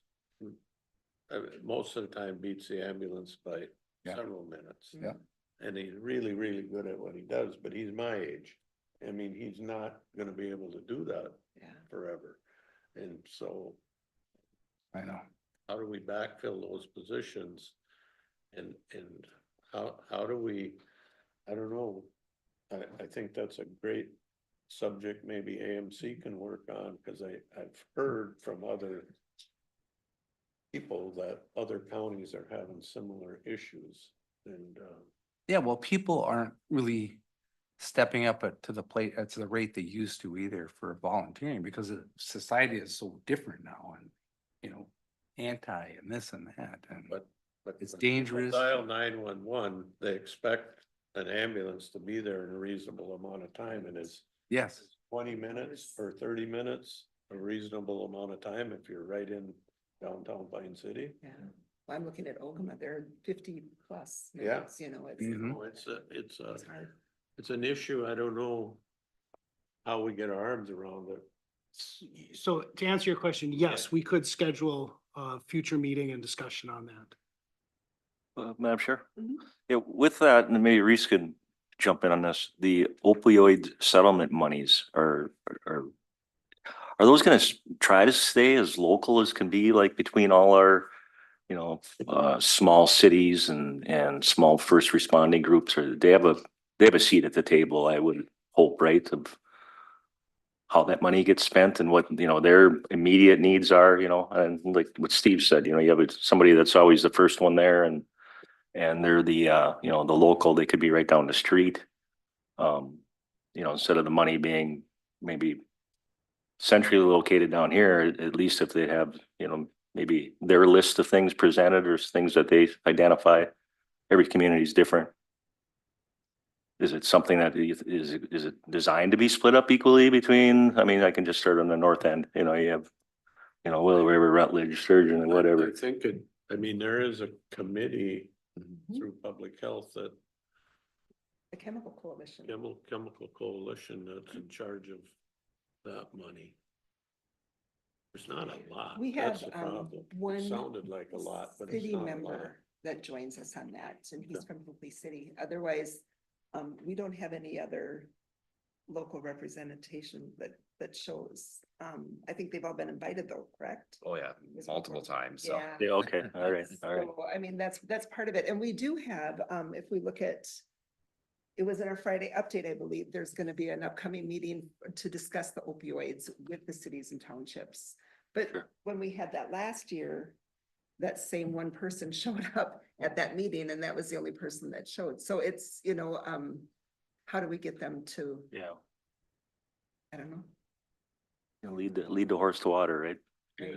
I think they're having that while we're at AMC at the policy I, Are they- conference. yes, I believe that is the 12th of September at 4 PM. Yep. So, and speaking of EMS, who else going to the policy I- conference? Are you going to the policy conference in Alexandria? JJ, are you? No. Okay, so that's a good place to bring up the EMS. Right. You know, and what can we Except do? I'm on the, I mean, we gotta have somebody there. I don't know if Becky's going, if it comes I don't know up. if I don't know she's- where it comes, what committee it would come. Are you on. public safety? I'm on public safety. So would that, And I will. and I'm have on those. health. I mean, we could bring it up in the health department too. Yeah, or the health Public say, committee. bring it up a couple places, maybe Yeah. it'll end up someplace. Yeah. So we can take team on that one while we're out there and see what we can get going. Well, just let us finish these up and then, yeah, Yep. okay? Oh, When I was ice fishing this last winter up at Lake of the Woods, had the radio on, and they were discussing on the radio that Bonnet and War Road, which is small communities, were also having the same problem with the EMS and trying to get enough people to volunteer. And with the school system up there, they had some type of program up there, just for you guys to look at. But they had authorized, the board had authorized these youngsters, I think they were as young as 15, 16, pretty young, they couldn't drive an ambulance, but they could ride with, and they were authorizing these people to be able to be paid and to go out on some of these calls so that they had enough people to cover the ambulance services. So, it was just something that I remember hearing on the radio when we were out there. Maybe something for you guys to kind of check into how they were trying to handle something of the similar. I think part of our problem is that they have so many ambulances, and if there's one not in Pine City, then, you know, you might get it from Sandstone and all that kind of stuff. Yeah, they're working, schools are doing it. Yeah. Yeah, and there are a lot of classes going on at the schools too. Yeah, you're right. Yeah, how they were doing it, but they were assigning kids, I want to say kids, younger than my age, I guess, but they were actually getting like on the job training and, you know, trying to get them to be able to move forward, and then, you know, that this would launch them into being able to get some licenses and so forth. And it was a way to be able to fill that void that they needed, but then also give kids the opportunity. I don't know that we have that program set up in our communities, but maybe, or not. I don't We'd know. have to check and see if they own their own ambulance services too. Yeah, That's We'll a big check on part. it. I just remember it was a really good opportunity for them to try and fill the void, however they were doing it. That would have been, The district getting them to serve. you know, up in the Baudette area, way up north in the north area. Thank you. Does anybody have any others? I have a couple others. So I went to Community Connect. You guys should really try to go there next year. Our Human Service Department puts on this amazing program. You can do, they were saying they were even giving away blocks this year. So they give away pots and pans and dishes, and you can get haircuts. You can get, and the thing that I found when I was there, I thought, oh, they would have like one person doing the haircuts, but they had three, and they were some really good hairstylists. I mean, so it's, you know, they brought in some amazing people. The services that were there they were for the aged people, they were there for the kids, they gave away backpacks full of school supplies. They do an amazing job. And the one thing that when I first walked in is that I found out that the Pine County Connect website is up and running now, and that's done through Human Services.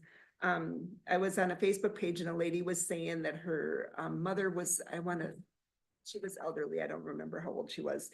And she was looking to find out ways that she could get rides to the doctor or whatever, because she lived too far away to help her. And our community is amazing. I will just say that a lot of people jumped on and said, give me your number, I can help her, you know, and that type of stuff. But this Community Connect website will lead to a lot of that also, and to help people see what services there are and what's available. So check out the website. I was on the Human Service Committee the other day, and that's one of the things that we talked about, was that we do have that Connect website. And then they talked about the farm to schools for lunches, and we talked about this at our last education meeting that we had with the schools, is that the schools are starting to get in touch with each other to talk about how they can do farm to table with the schools so that they get the local produce instead. Medicine Creek Farm, who was our farm family of the year through Extension, is really big on working with this, and they're bringing a bunch of the farmers together, and then all of the people that are in charge of the school kitchens together, so that they can talk about how they can all work together to do this. So that was pretty cool that here it was our farm family of the year that's really working on that. Yeah, those are my others. Well, they were good others. They were good others. We have some really cool things going on in our county alone. So we have other upcoming meetings. Does anybody want to take a quick break before we start going on? Let's take 5, and then we'll come back and Becky can join us, and we'll start doing our budget conversation. Budget, start budget. Yeah.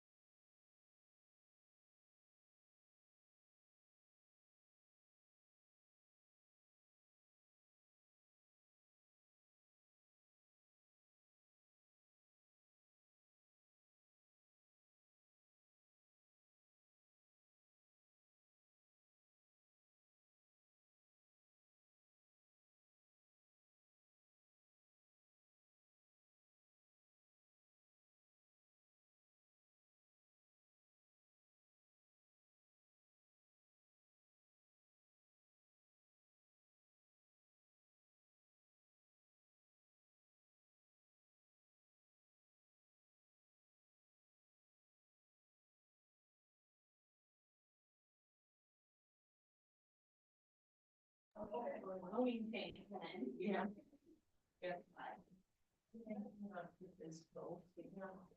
right, we're gonna call the meeting back to order. And we are going to discuss budget with Becky. Yes. Good morning.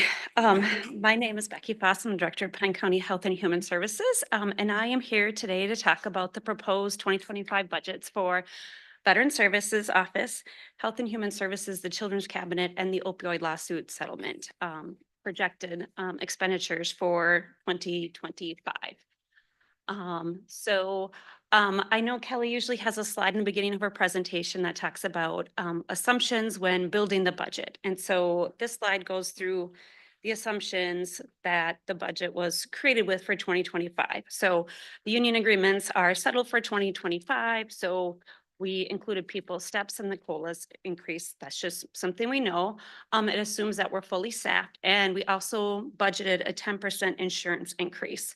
10% seemed like the right thing to do based on previous years. And in past years, we started out with 0%, and then it was a quick mad scramble at the end of August, usually to find out where we're going to come up with a 10% increase. So it seems wiser to start with a 10% increase, and then if we decrease it later, if that's the decision, we can just run with that then. So I'm going to start with the Veteran Services Office budget. So this is in the general fund. It contains 1.5 FTEs, and you can see the difference in what the budget is for 2024 and what the proposed budget is for 2025. And just some basic assumptions in how I developed the budget. So this is developed with supervisor feedback and also with Mindy's feedback. So there's no surprises in this budget for anybody. The increase is roughly a little over $5,000, and that's really all due to personnel increases. This next slide here just kind of runs through each line item for 2025 and compares it to 2024. I do want to highlight some things, specifically the conference and registration line item that was budgeted for $1,500 for 2024, and the proposed budget is $0. That's just incorporated into the VSO grant expense. So to be clear, we're not taking away any conferences away from the VSOs. It's just billed out a little differently. So we're just streamlining how that's billed out and how that looks in the budget. You can see here the revenue is very stable. Ever since I've been the Director of Health and Human Services, there's a $10,000 grant that we received from the Minnesota Department of Veterans Affairs. And then we also have people and generous people and generous community organizations who contribute donations to Veteran Services Outreach. So that's the revenues in this budget. So again, not a huge increase, a little over 5,000. All right, so I will move on into the HHS portion of the 2025 proposed budget. So to refresh everybody's memory, there's 3 major divisions in the Health and Human Services budget. It's income maintenance, social services, and public health. So I'm going to start with income maintenance because that's first in the budget as you look at it. Income maintenance consists of financial assistance, child support, and a couple fraud workers. Financial assistance is the eligibility workers and case aides and their supervisors. The child support is a child support supervisor, the support enforcement aides, the child support officers, and then we have 2 fraud investigators, one in Health and Human Services, and we contract with the Sheriff's Office for a fraud prevention investigator. As far as reimbursements go, the work that we do in this area is really dictated by the state and federal government. So the financial assistance workers, the reimbursement rate is anywhere from 50 to 55% for the expenses in that division for the financial assistance. And then for child support, it's about 66% reimbursement for that work. And that's just for the employee, right? Yeah, and associated expenses. So if they go to a training, for example, Yeah, then we would but get it's that back. not the program that we don't pay Correct. the cost for income maintenance or something that. Correct. That money's coming from. From the state and federal government. Federal Yes. government. So we pay for our personnel. 45% or Mhm. Yep. And then for fraud, the same exists, the percentage. And then for the fraud prevention investigator that is housed out of the Pine County Sheriff's Office, we have a grant that pays almost for that position. It's about 118,000. So that helps pay off that position in the sheriff's office. You can see here in this slide what the budget is for 2024 and what the proposed budget is for 2025. So there is an increase in both revenue and expenses. Some of that is just due to personnel costs. And then I'm going to talk about county burials in a little bit too. In 2024, we had expenses over revenues by about $91,000. That was a planned use of reserve and restricted funds spending. We had the MA unwinding allocation that we received in 2023, and it was meant to help cover any associated costs as extra costs with the MA unwinding. So we knew we were going to have some funding, and that is where that 91,000 was dedicated to in the development of the 2024 budget. In the 2025 proposed budget, we are expenses are projected to be over revenue by about $136,000. And I can go into a little bit about why in the next slide, but just to assure the county board, the plan would be if the budget was approved to use reserve funds for that.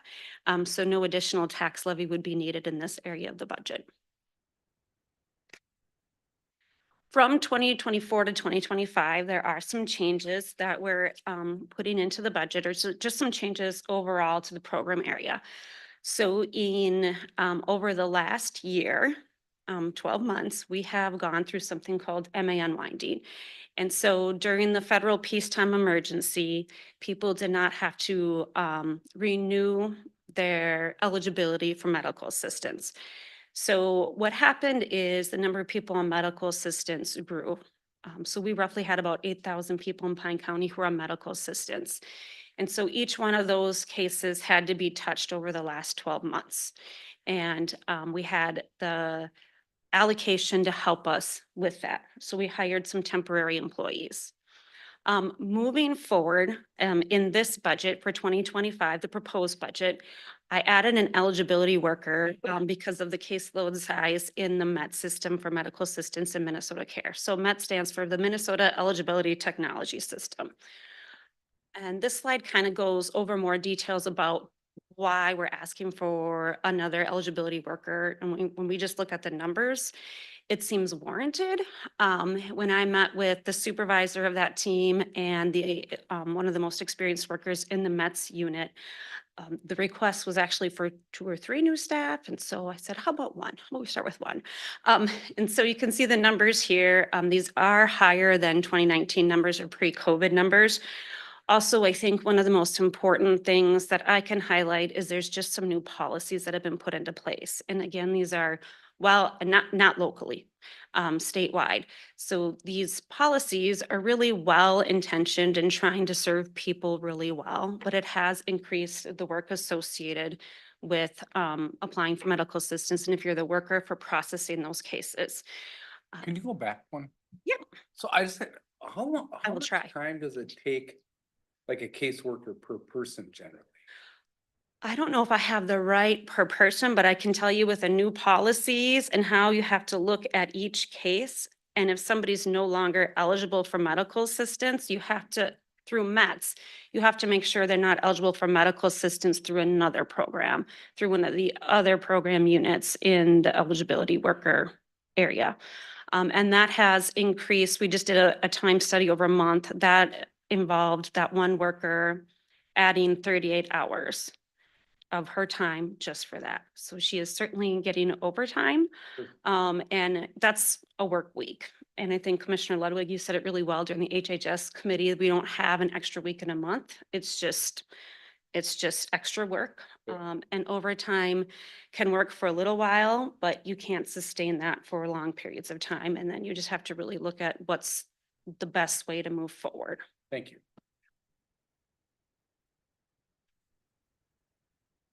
As far as paying for a new eligibility worker, how would that look like with funds?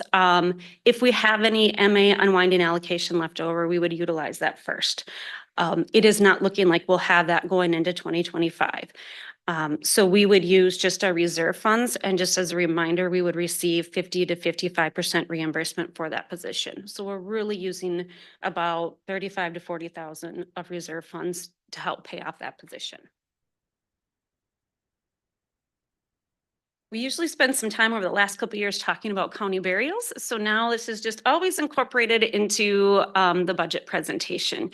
So you may recall in January of this year, the county board approved an increase of $1,500 to $1,800 for county burials, which are for the most part adult cremations. The one caveat to this expense is that there's no reimbursement. So any money we spend is all county tax levy. The county board committed itself to reviewing this every year to make sure we wouldn't have another gap in time where our partners in the funeral home business were kind of left high and dry, or maybe felt like they were being left high and dry. So I would just recommend going up from $1,800 per cremation to $1,850. It's a nice increment, but not so much from $300. So. And here's a slide that just kind of talks about what kind of shows what the county burials have done over time from 2021 all the way through May 31st of 2024 with the graph. What we're projected to spend in 2024, although I believe that we've had a few better months, so it's probably not going to hit that point. And what we're looking or what we've budgeted for 2025. Any questions on that? All right, next we have social services. So this is the most volatile area of the Health and Human Services budget, and it can be volatile in a good way and volatile in a bad way. So we have in social services, aging and disability services, child and adult protection, child welfare, behavioral health, both for children and adult, and licensing. I would also like to add that this is the area of the budget that contains the out-of-home placements. So this can be a spendy portion of the budget. And it also contains line items related to adult mental health, including does not meet level of care that we've discussed in previous budget meetings. In this area of the budget, you can see what it looked like in 2024 and what we're proposing for 2025. There is no FTE increase or decrease in this area, so we're staying with what we have as far as numbers. You can see in 2024, we projected that we would need to use a little bit of reserve funds. In 2025, we're projecting not needing any reserve funds, restricted funds, or additional tax levy in this portion of the budget. And there's some really great things going on in this area, and just want to highlight those just a little bit so you can understand how we got to where we're at and why additional tax levy isn't needed for the social services portion. We have started pulling down some revenue for, it's called OICC, which stands for Officer Involved Community-Based Care Coordination. And so this is work when an adult interfaces with law enforcement but isn't in jail. We can begin working with them to try to keep them out of jail or try to offer services that once they leave jail, they don't go back. So this is something that we're just starting to do. We started to do in late 2023 and now have continued to do in 2024. Out-of-home placements in both child protection and children's mental health, both are looking under budget again for this year, and we are projecting just good things to continue to happen. And that's a huge reason as to how we can come in with a zero tax levy request for next year is really the work being done in this area and in public health. Last year, we were authorized to hire an LICSW, which stands for Licensed Independent Clinical Social Worker, and she's begun taking referrals in July. So that was an internal promotion back in February. And so we are working to make sure people have access to timelier diagnostic assessments and ongoing therapeutic care to hold them over until a local agency can see them.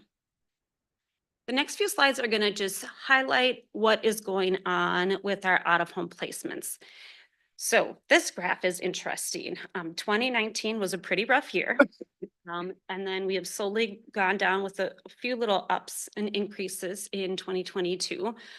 But there's some really great work going on in child protection. So kudos to Beth Jarvis and her crew for really working hard to build relationships with families and allow kids to stay home under safety planning whenever possible. Kind of highlights that work here, and it shows in the budget.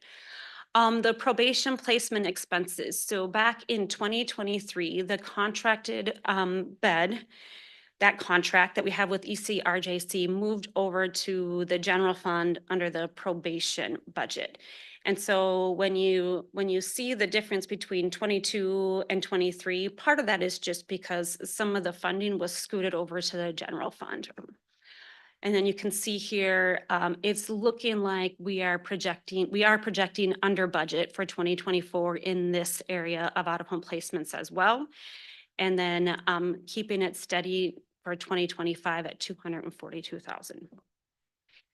And I talked about at the HHS committee meeting in probation and child protection, we could probably think about cutting expenses, but the scary thing about doing that is every kiddo in placement in probation is really kind of a budget buster. It's really expensive placements per day, sometimes upwards of $300.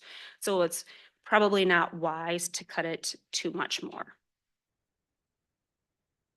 And same with children's mental health. There is also some really great work going on in this area with Barb and her children's mental health crew. You can see what it's looking like we're going to be in 2024 for the end of the year and what we're budgeting for 2025. Pretty steady. And then I want to talk a little bit about revenue because there's some really great work going on with adult mental health and with waivered services. So we are able to bill for a lot of the work that we do in social services, including an adult children's mental health targeted case management. So the workers are great about getting their paperwork done. The supervisors are great at making sure everything is in as necessary. And then we have a great fiscal team that then bills out the work that's being done. And then we get reimbursement. So that's all working really well. And same with the waivered services under Pat's unit. So this revenue capturing that we do, and plus we have allocations and grants, and we've really been trying to beef up our prevention services and really looking at the relationship-based family services work in child protection. That's really allowed us to feel success on many levels.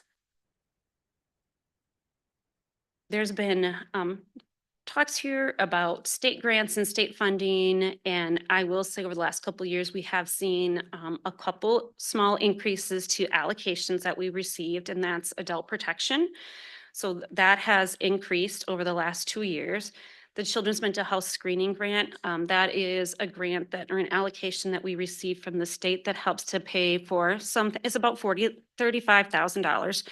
It helps to pay for some of the services that we offer at Health and Human Services under the children's mental health area.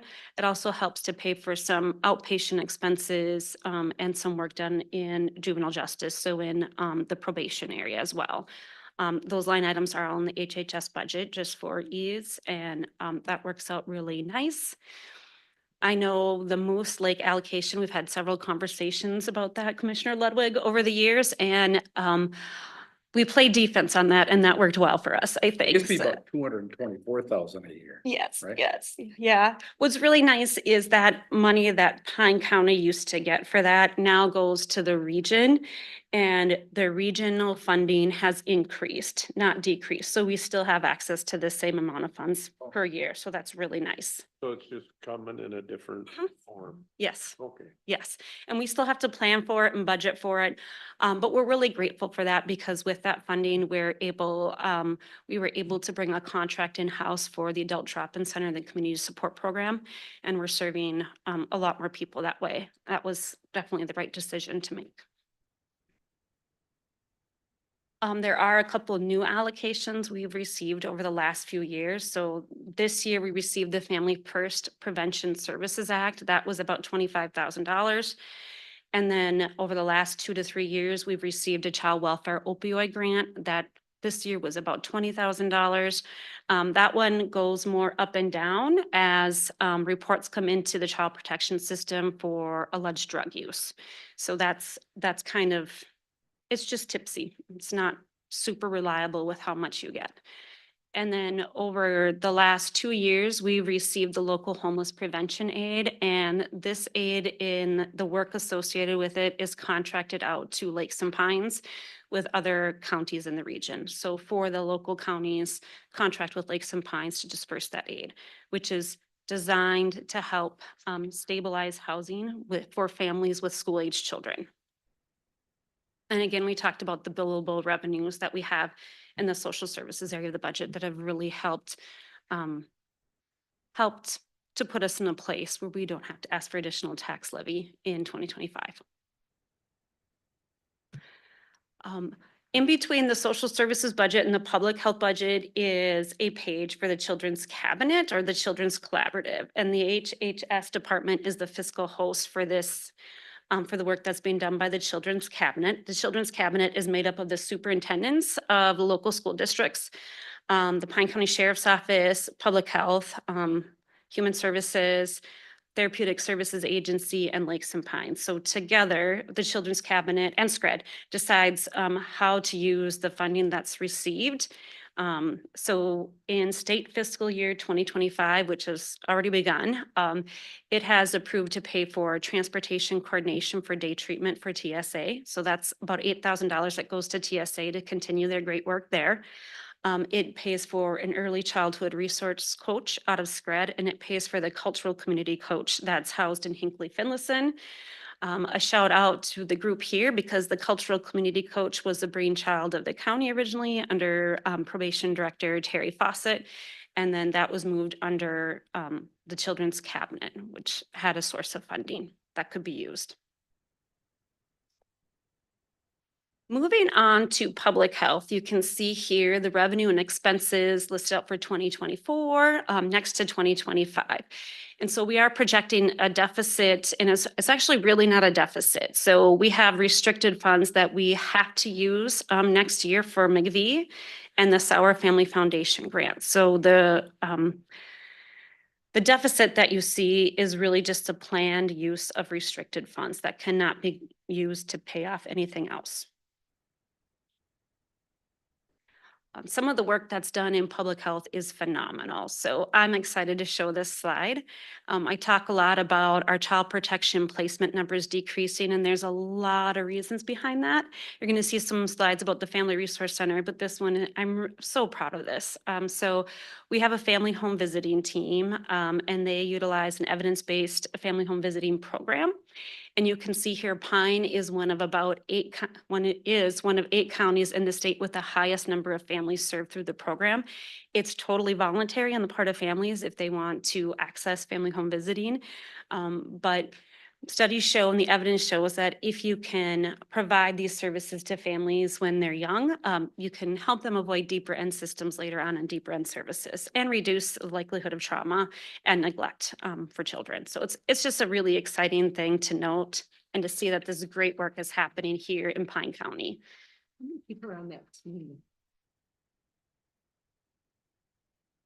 3. Wow, 3 people serve 65 to 80 families. Yeah. That's incredible. Yeah. And there's one who also does some, she's probably maybe about 0.5, so maybe 3.5 FTEs, but she does other work too, in addition to family home visiting.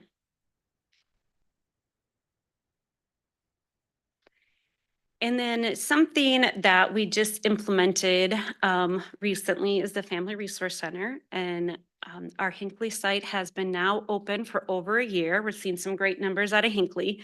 The Sandstone site at the library is approaching our 1-year milestone. And just again, a note that the Sauer Family Foundation grant will pay for 2025 expenses.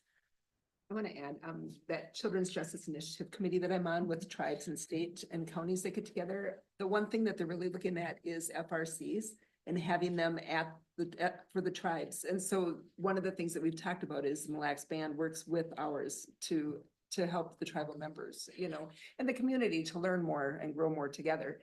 But this program is really starting to kick off throughout the state. It is. It's Mhm. getting huge. So to be the third company that opened, it's pretty impressive that, yeah, to be on that forefront and to see the changes already. Yeah, Pine is definitely one of the leaders in the state in this work. That's also really exciting. If we can back up, Becky, to the family home visits, because I think that was kind of the unwinding of Knabec Mhm. playing public health, and I think I smile every time I see those numbers, because I think we proved to ourselves that we were on the right track. Yeah. The nurses are great who work in that area. We're really lucky to have them. Yeah.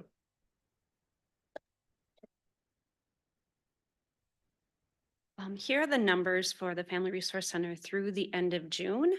And you can see here, it's just growing. New people are coming in every month, which is really exciting. More people are hearing about it. And what we're seeing is that this is, again, a prevention service front end loaded, so that hopefully people can stay out of our deeper end systems. So when we put the entire HHS budget together, you can see what it looked like in 2024 for revenues and expenses. And you can see it compared to the 2025. So the bulk of the increases really is personnel costs. The total expense over revenue is a little over $293,000. But we are planning on using reserves and restricted funds, so no additional tax levy is still needed. I should have put the word additional. But that is moving forward, that's what we are projecting for 2025. I do want to add that I know Kelly has had some conversations in her budget presentation about a 0.5 grants coordinator position. So the other 0.5 would come out of the Health and Human Services budget. We have purposely, when I say we, Kelly and I, have purposely left a position vacant in the HHS fiscal world, just to kind of see what was really needed. And so I think both the county and HHS would benefit from having a grants coordinator position. What would likely happen with that, if that's something that's approved by the county board, is because that position, the backfill of that position is still included in my budget. Some of that funding that I have would just be shifted over to the general fund. So tax levy would go from Health and Human Services to the general fund to help offset a portion of that cost of that position. A half of it. Do we capture revenue from that position also? If it's, so yes, so it's a complicated answer, but the bottom line is yes. If it's a 0.5 HHS, so we would get some reimbursement for that. And also if it's a 0.5 for the county, you can often claim a 10% indirect allocation for grants. So there would be funding sources across both of our departments. That's money that we save because we receive the grants. Mhm. Yeah. Which is And then- huge. And then at audit time, we have a better chance of being successful. Mhm.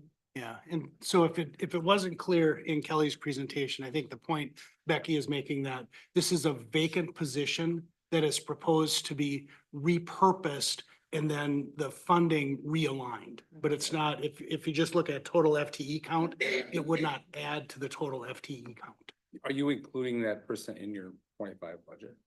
Yes. Or the backfill, whatever the backfill would be. So yes.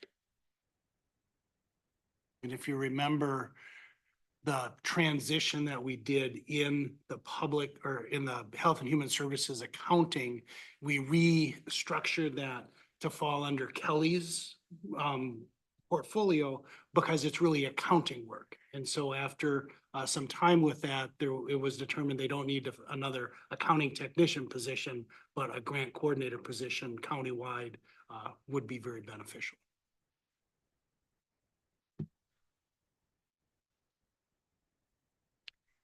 I usually have a slide about our pressure points in Health and Human Services. There is just a phenomenal amount of work going on, from Operation Community Connect, that Commissioner Lovegren talked about earlier, to just the youth grants that we've established, the opioid lawsuit settlement. So just a lot of great work. One of our pressure points continues to be technology. And when I say technology, I am not referring to our local IT department, who they are phenomenal. I am talking about the state technology platforms that we are required to use every day. They're super painful and slow. And it just adds a lot of time to the work that we're doing, and it takes away valuable time from actually serving our clients and serving the community. So I know Commissioner Lovegren has really led the way and paved the way on trying to make some changes, and that's exciting. But the changes cannot come soon enough, because every day when you're at the local level doing the work, it's painful. So the sooner we can have those changes, the better. I will say MA unwinding over the last year was very challenging, and as reference, there are some forever changes to how we do the work, and that puts more burden on staff, which is why we're asking for an FTE in the eligibility section. And I do want to take a moment to talk about our supervisor capacity. And so ideally, people are maybe supervising between 8 and 10 people. And the more people you supervise, there's just a larger span of control. And that's difficult. And with that, we have been having some internal conversations within Health and Human Services about what that would look like if we added a supervisor to the management team. I don't know that we've figured out the perfect fit yet, but I do want to have this on your radars, just as something that we're mulling over and trying to figure out. And when we figure it out, we also are trying to figure out if there's any way we can realign staff internally for it to make sense too. So we don't have to maybe go that route of an extra FTE as a supervisor, but that is something that we are looking at and trying to examine closely. I have a question. Mhm. Is that your supervisor capacity? Is it, you have more than just 2 supervisors? Oh yeah, those are the 2 with the most. So so just to get my mind wrapped around it, what are some of the other numbers? Well, if that's the highest, what's your lowest? So the lowest in Yeah. social services would be Barb, and she supervises 12 or 13. Jody also supervises, I believe, 13 FTEs. And then in public health, the numbers are more manageable. They're doing okay. So public health, how many, just, 2. so in public health, you have somebody that supervises just? No. In 2 public people? health, there are 2 management team members, and they each supervise, I believe, 6 or 7. Okay, so this is the highest. Yes. The Mhm. lowest would be 6 to 7 Yes. under super. Okay, thank you. Yep.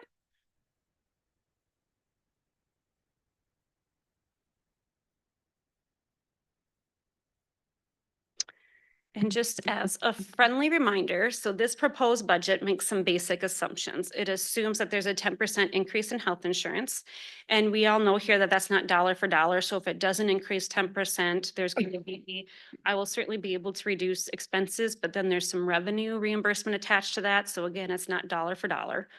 It assumes that the steps and COLA increases are there. So everybody's, according to the union contract, is getting what is laid out there.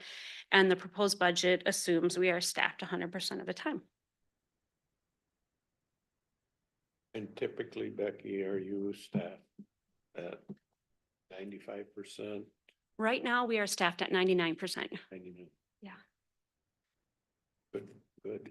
It's good. That's a good number. I'm proud of that number. Opioid lawsuit settlement activities. So the county board also has responsibility of deciding how to spend the opioid lawsuit settlement dollars. And you can do that in 2 ways. One of the ways is just through the normal budget process that we do every year. And then if something pops up that is determined to be of value to the board, then it can be passed via resolution. So the method we've chosen to take is using our Chemical Health Coalition as sort of an advisory and taking their lead on what they'd like to see. So one of the biggest highlights since last year is the youth grants.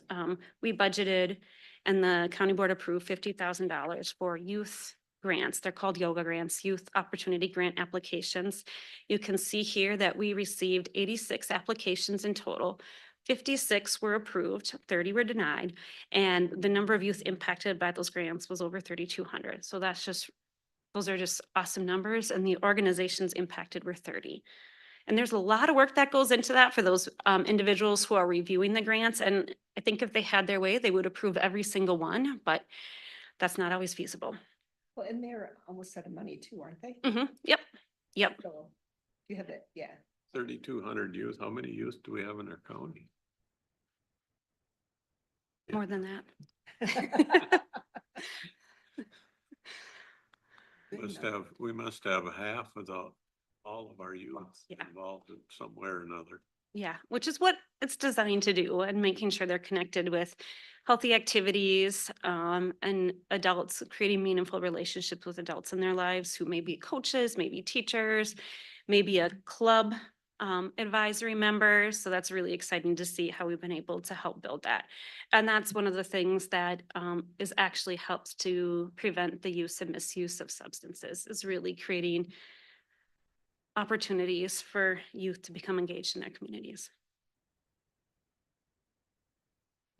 So moving into 2025, this is what we know of right now. What we would like to propose is another 50,000, sorry, for yoga grants for 2025. $10,000 for potential jail outreach or certified peer outreach. So that's something we've also discussed at the Chemical Health Coalition.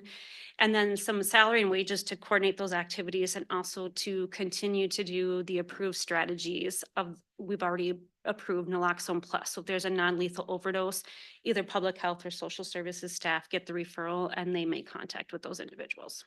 So it'd be continuing that. For the jail outreach, that was with. Wellness in the Woods. Yes. Yeah.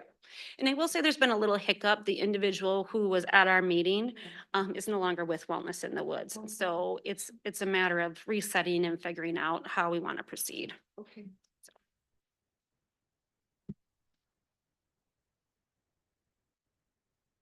And that's what I have for you today.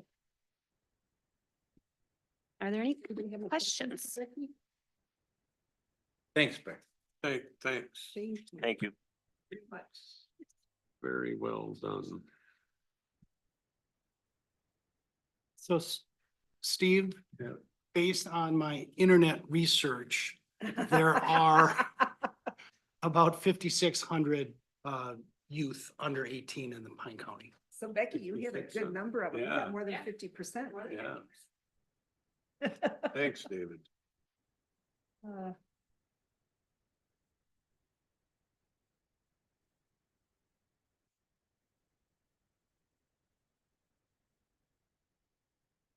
You ready General for me? budget discussion. You don't want to Oh, yes. just I skip me? do wanna know the list. Sorry. I did, I wanted to. No. I think you can just approve it and we can just move on, so. Morning, Madam Chair, members of the board, or is it afternoon already? Ryan Fidel, Pine County IT Manager. Going over the 2025 budget proposal for IT, you should have this information in your packet. It's just a couple extra pages. So there are three main spending areas for IT. They are personnel, services and maintenance, hardware and software. Our hardware and software services and maintenance, they used to be roughly the same. Right now, we're at 48% of our total budget is for maintenance agreements and 11% is for hardware. In 2020, with the CARES Act dollars, we're able to take care of a lot of hardware projects. And so now we're just paying for a lot of those maintenance agreements. We have a computer replacement schedule and just some other things with hardware, but we are not purchasing as many things anymore as we are just maintaining how we're doing business. So our main increases in our 6311, we have 59,565, which is a 16% increase. Mainly these are maintenance increase costs for our tax and CAMA system, our CrowdStrike, our Kronos for payroll, our phone system support. Basically, everything is going up, just like everything else in the world. Everything's costing between 5 and 10% more. To do all payroll now on Kronos. That is the plan at the first of the year. Right? Yep. Yep. So with the additional payroll modules, there was an increase. And so to do all the payroll inside of Kronos, we had to purchase some extra things so that Jackie's able to get that all up and running with Cassie, so that come first of the year, we're good to go. So So it's just little things like this. The one thing that's in here is our Office 365 spam filter. That's a new addition. I do have a placeholder number in there, which hopefully it will be less than the placeholder number. I'm still waiting for final numbers. So hopefully that can decrease some of this increase with that. However, we've just been absolutely bombarded by phishing emails and malware. It has just gotten to the point where our current one was not managing it as well. And so our new one that we're trialing right now utilizes AI to capture a little bit more of those extra phishing emails that are been getting through. So hopefully we can capture these and stop having as much phishing emails as we're getting. So So any idea how many more you're catching with the new? the numbers that we saw for 1 week, there was 120 phishing emails and we blocked only half of them with our current spam filter. So we let about 50 through that were delivered to the mailbox of the users, which when we go live with this, those will be blocked. So that was just 1 week. So we're only catching about half. And any one of those could cause a data breach or issues with the computers. So anything extra that we can kind of, you know, get in front of before users have the ability to click is good. So Has anybody else been getting spam emails Yeah. lately? They're crazy. I tell you, some are pretty doggone creative. I know. they're getting better. So, They're using AI too. No. Yeah. Sorry, Ryan. yep, no worries. So Not the guy from Ethiopia anymore. It still could be, but yeah. So that's kind of the increases for our kind of our maintenance things that we pay for. In our 6262 line item, we have a $16,000 increase, which is the MCCC. They've obviously raised a few prices on some of their programs. I don't pay for every program from the MCCC. I think if you look through probation's budget, they have their portion of their program, CSTS. The attorney's department pays for their MCAPs, but kind of the collective MCCC stuff comes to me. And there was just, again, a handful of increases, but when you pay for 10 different things, it just kind of adds up. And then our personnel increase, 10% health insurance increase over 2024. So obviously those numbers are there. We have one decrease. I was able to decrease in our hardware and software about $1,000. We were going to have more of a decrease. We had budgeted extra money for the sheriff's department's computer rotation because they have so many computers that usually then the next year we would have less computers. However, we need a new replication server at our DR offsite. So I moved those kind of savings to that item moving forward. So then hopefully next year we could have even more of a decrease. However, Kelly and I need to figure out how to pay for her department's computers. So that might be where we're able to find some of this money. So so there's a few things in place still that aren't finalized, and hopefully as we kind of sharpen the pencils around here, I can get this budget down a little bit more. But that does end up with a total increase of $107,959 or a 10% increase over 2024. So we are able to leverage other funds except for the Recorder's Tech Fund this year and for 2025. In ARPA, we have $75,511 that's set aside for software. That's also another avenue we could use for Kelly's computers. And obviously your budget discussion on balancing the budget with any of the remaining ARPA funds. And then Fund 43, which is the technology fund. Historically, we were putting in 100,000 before COVID. Obviously, with all the CARES Act funds that we got, we were able to take care of many projects with that. But before that, we paid for the sheriff's RMS project and the squad and body cams. So we've got one project that's about $300,000 that's waiting, and we haven't started that. But the budget that we are asking for is $75,000 for 2025. So, and then the numbers are that for there. So overall, that should be everything. Are there any questions? I guess you did an amazing job. Perfect. Thank you. Awesome. Thanks you, everybody. Thank you.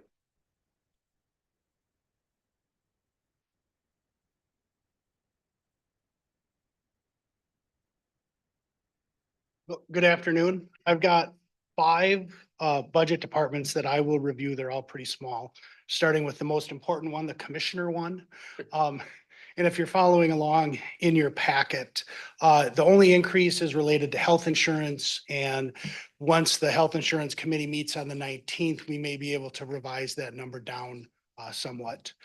So that assumes other per diems, et cetera, all remains the same for 2025. The administrator budget, overall, it's a 2% increase. There are some ups and downs. Wages are up. The insurance, and this is due to what people are actually selecting for coverages, will go down, which saves us some money. We're adding a little more to the membership portion of the budget. The AMC HR Technical Resource is increasing its fee next year. I think we got an introductory rate the first year, and so not an unexpected increase. And then adding just a little bit to the advertising publishing budget to reflect actual publication costs. The labor attorney, we have been budgeting that at $20,000 now for several years, and that's seems to be working. And so we would propose to continue that. The medical examiner, we're proposing a slight increase.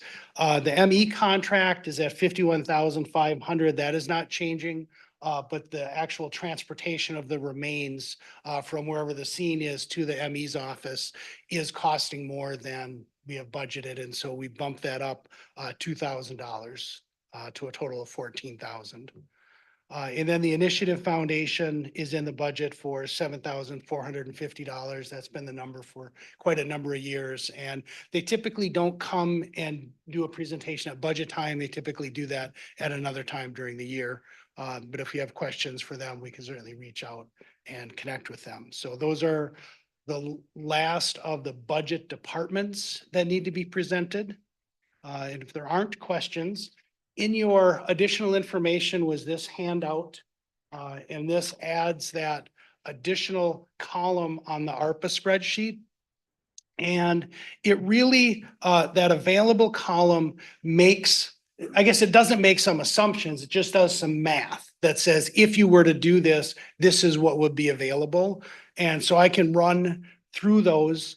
And so for the jail project, we had $870,000 on the initial allocation. We've spent just under $39,000. Rod is in the process of purchasing a body scanner, which would be $165,000. And so if you were looking at funds that weren't actually committed to be spent by the end of the year, you come up with that $666,000. The housing rehab, there's just under $30,000 that is not planned to be spent. On the broadband grants, there was the initial allocation of $650,000. We never allocated 50,000 of it. We were holding that in reserve in case we needed to do something. We would have those funds. And then we have committed $75,000 to SCI as a match to their grant that they are that they've applied for. And you may recall ECE was here a while ago to ask for $143,000 for their grant that's in right now. We also, with ECE, their initial allocation, they still had $143,000 that they have not formally asked for. And so if you wanted to take that money back, that's why there's that $143,000 in the available column. The Starwire project never came to fruition, and so that $200,000 is available.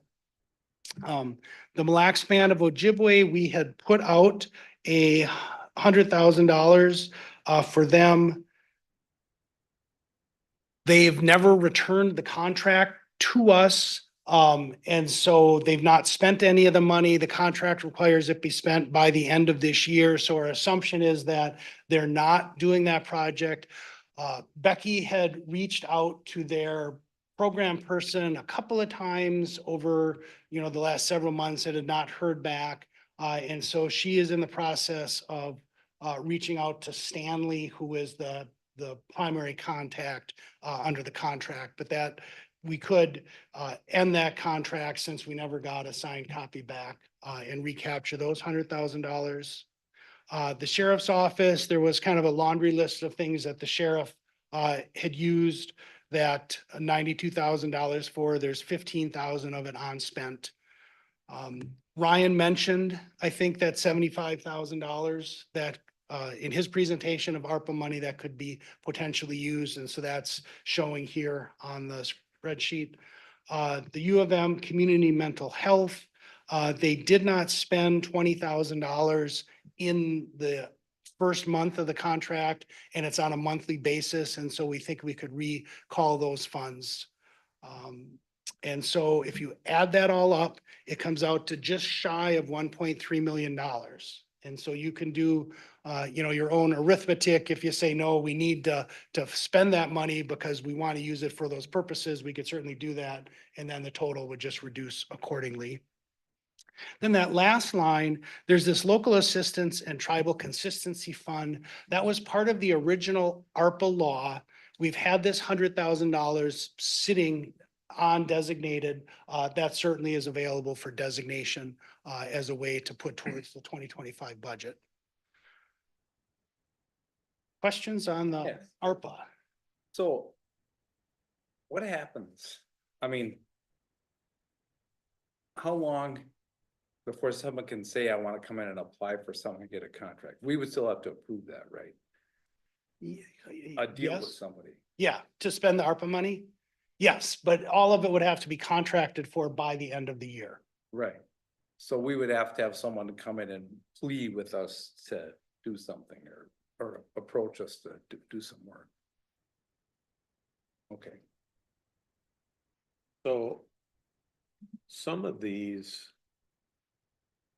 are coming from we're set aside for departments that are gonna, in their budget anyway, had a budget request to spend X amount of dollars. I don't think that's the case, which Well, the IT budget. that that $75,000, that was sort of when we went through and scraped, maybe it was the first quarter of this year or the end of last year, we had some unspent money. We just put it there. Yeah, And but maybe I didn't ask my question right. Ryan just came in and asked for $110,000. And we've got 75,000. It seems logical to me to say, well, we'll fill right off the bat, we'll fill 75 of that $110,000 request with that money. absolutely. Okay. Yeah, and that was, Ryan was given that specific task Yeah. to use this money in his 2025 budget. So I was trying to think this thing through and then I lose my train of thought, I guess, but it seemed to me that at different times over this last week, I've come up with a way to really transfer that leftover money, so to speak, to fill a budget void so that instead of having a $2.2 million gap, now we got a $1.1 million gap, or roughly a $1 million gap that it seems a lot easier for me to get my arms around that we could go back to the departments and say, you need to cut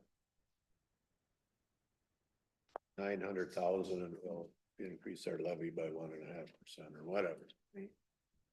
You want to look at holding on to some of the ARPA money to keep some projects going? Not really, because we've had it here. I mean, we have. I would needs right say- now, I would agree with that. Whatever's sitting here now looks to me like it's not gonna be we've had spent. plenty of time to figure it out and we've got most of our commitments taken care of that we told people this is money that's not being spent and we're gonna lose it if we don't commit it. Right. So we might as well commit it to something that we know we need. And I think in my mind, that if we told department heads, you gotta shave 300,000 out of your request. They could figure it out. If in certain departments, probably don't have to save anything out of it. And based on just me being here a long time, this is just Steve's opinion. If we don't have a little bit of an increase in our levy, it comes back to bite us double hard, triple hard, quadruple hard, either the next year or the year after. And I look at that sheet that Kelly prepared, and I guess I'm the winner. I mean, if you have a certain type of house, apparently, you're gonna pay more in your taxes, whether we have a 0% or not. And if you got rest of us, the rest of the businesses and houses seem to do really not much of an increase or no increase if you got to, until you got to, I don't know, somewhere between 2 and 3%. I was thinking, now I'm hearing everything.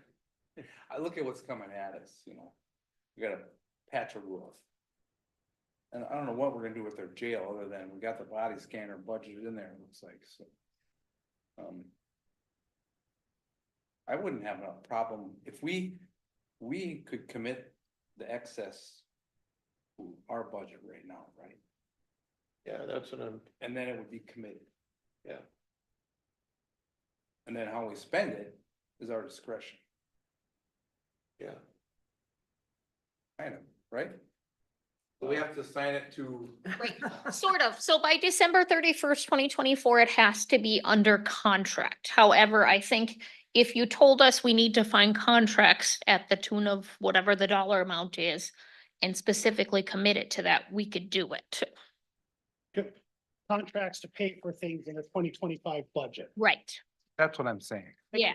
So if we committed it, but I'm not saying that department gets everything they ask for in this process, because we still have to go through that process. I think that's what I meant to say. Yeah. Is that we're not writing a blank check to everybody's request. We're saying we understand there's needs over and above last year's budget. Mm-hmm. And let's use these funds first, I agree. because we got 'em. Last year, we had that special grant from the state for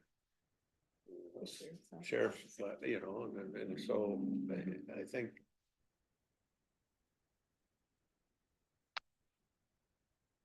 to me, when I got that sheet and looked through it, it was like, well,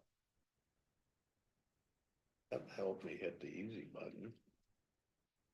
I mean, it doesn't solve everything, and everybody isn't gonna get everything they want, maybe need, but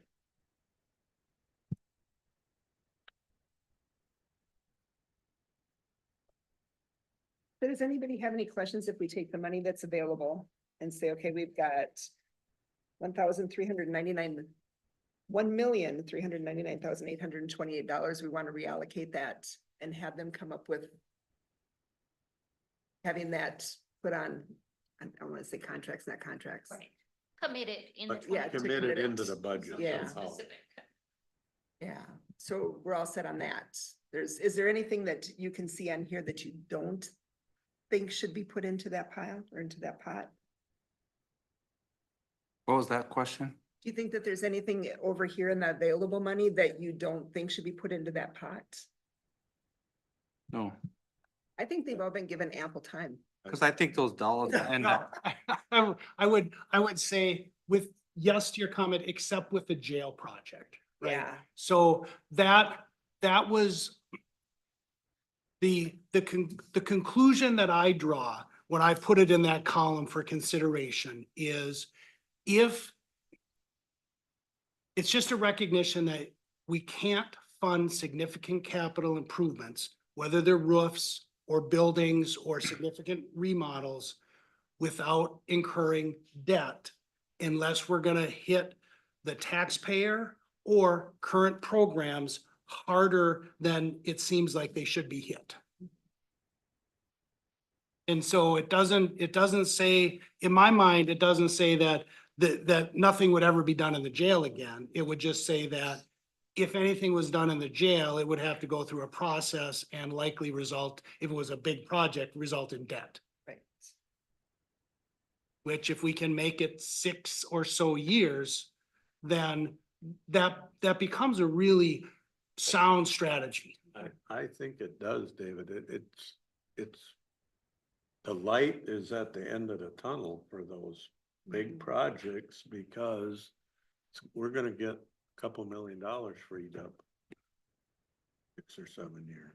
Well, I think the body scanner alone, that's under contract, so that's gonna be his biggest add-on. And there was one more in intake at the, That got ordered.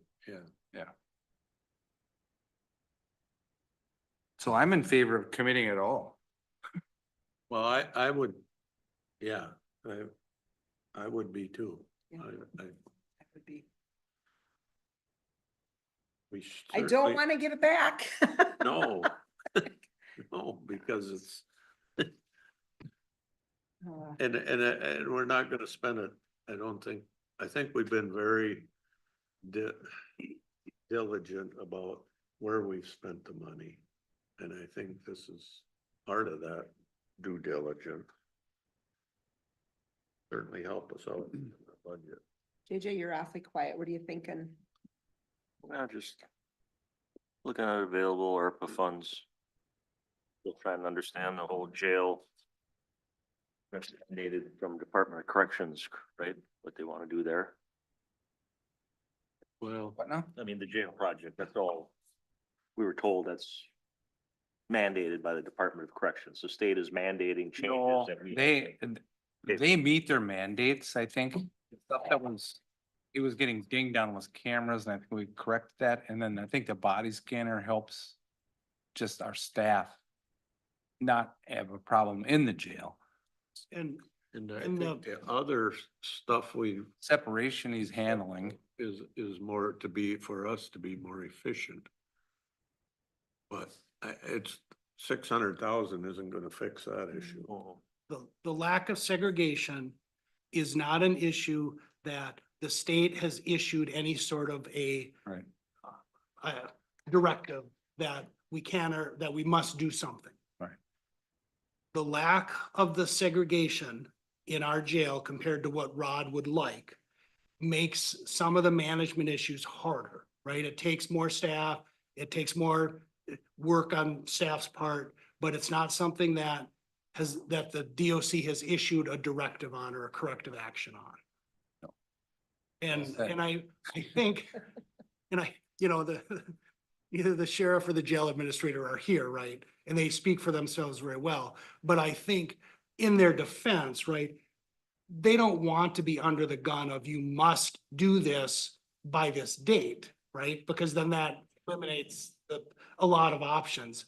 They want to be out in front and they want to create an environment that is best for the staff and best for the. And I think I totally get that, right? Ease of operations. Yeah. And then under housing rehab, we had allocation of 651. Spent through the end of July at 543. We have 100, it says under contract committed 107,320, then available 29,924. I guess I'm just trying to figure that one out.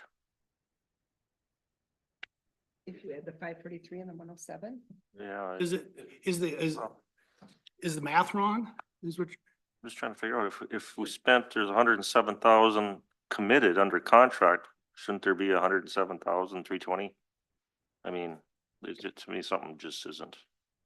I'm still working on it, so I could be wrong here, but Yeah, that math doesn't work out. no. The spend through plus the under contract is the 650. Was Leslie sure that all of that was wrapped up? Yeah, sure. She gave the 29,924 number, but we can follow that up. No, because there might be more available there then. Yeah. That'd be nice.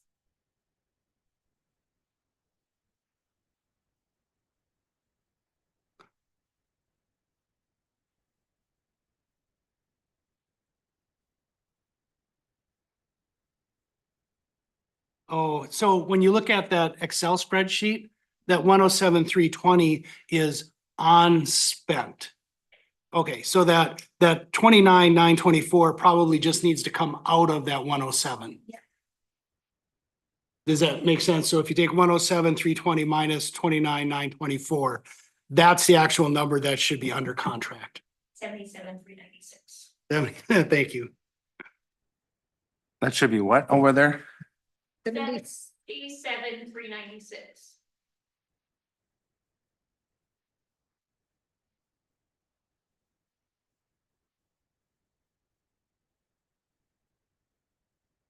Does anybody need any more information before we go into next week's budget meeting? Does anybody need any more information before we go into next week's budget meeting? I think I got enough to work my mind. Is there any, I guess I would, what are pending out there right now for grants that could be brought in, that we could be awarded between? Is that a big item? Well, Sure. Reese Terry? and Terry are working on restorative justice, but I have no idea what that amount is. And would that grant supplement things in the 2025 budget? The only thing that potentially I think would do would be a potential like indirect cost that we could grab, but otherwise I think that's new. Over and above their budget. Yeah. That's what I gather. I know, a lot of the departments, human services especially, they find grants, they apply for them, and it's ongoing. They're constantly looking for ways to supplement what they're doing.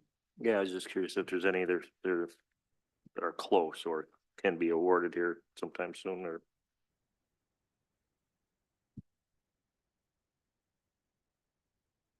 I was thinking with ECE, I don't know if there's any grants coming up where EC could even apply at this point to be done by December. I don't know. I haven't heard of any.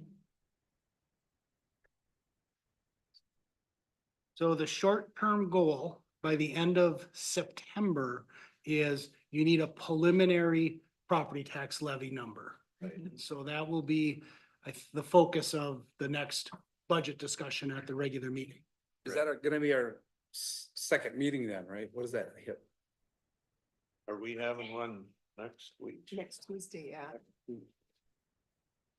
We do have one next. Special meeting Tuesday, September 10th at 9 a.m. Here. I'm believing it. Of the 17th. The 10th. Huh? The 10th, there's a special meeting.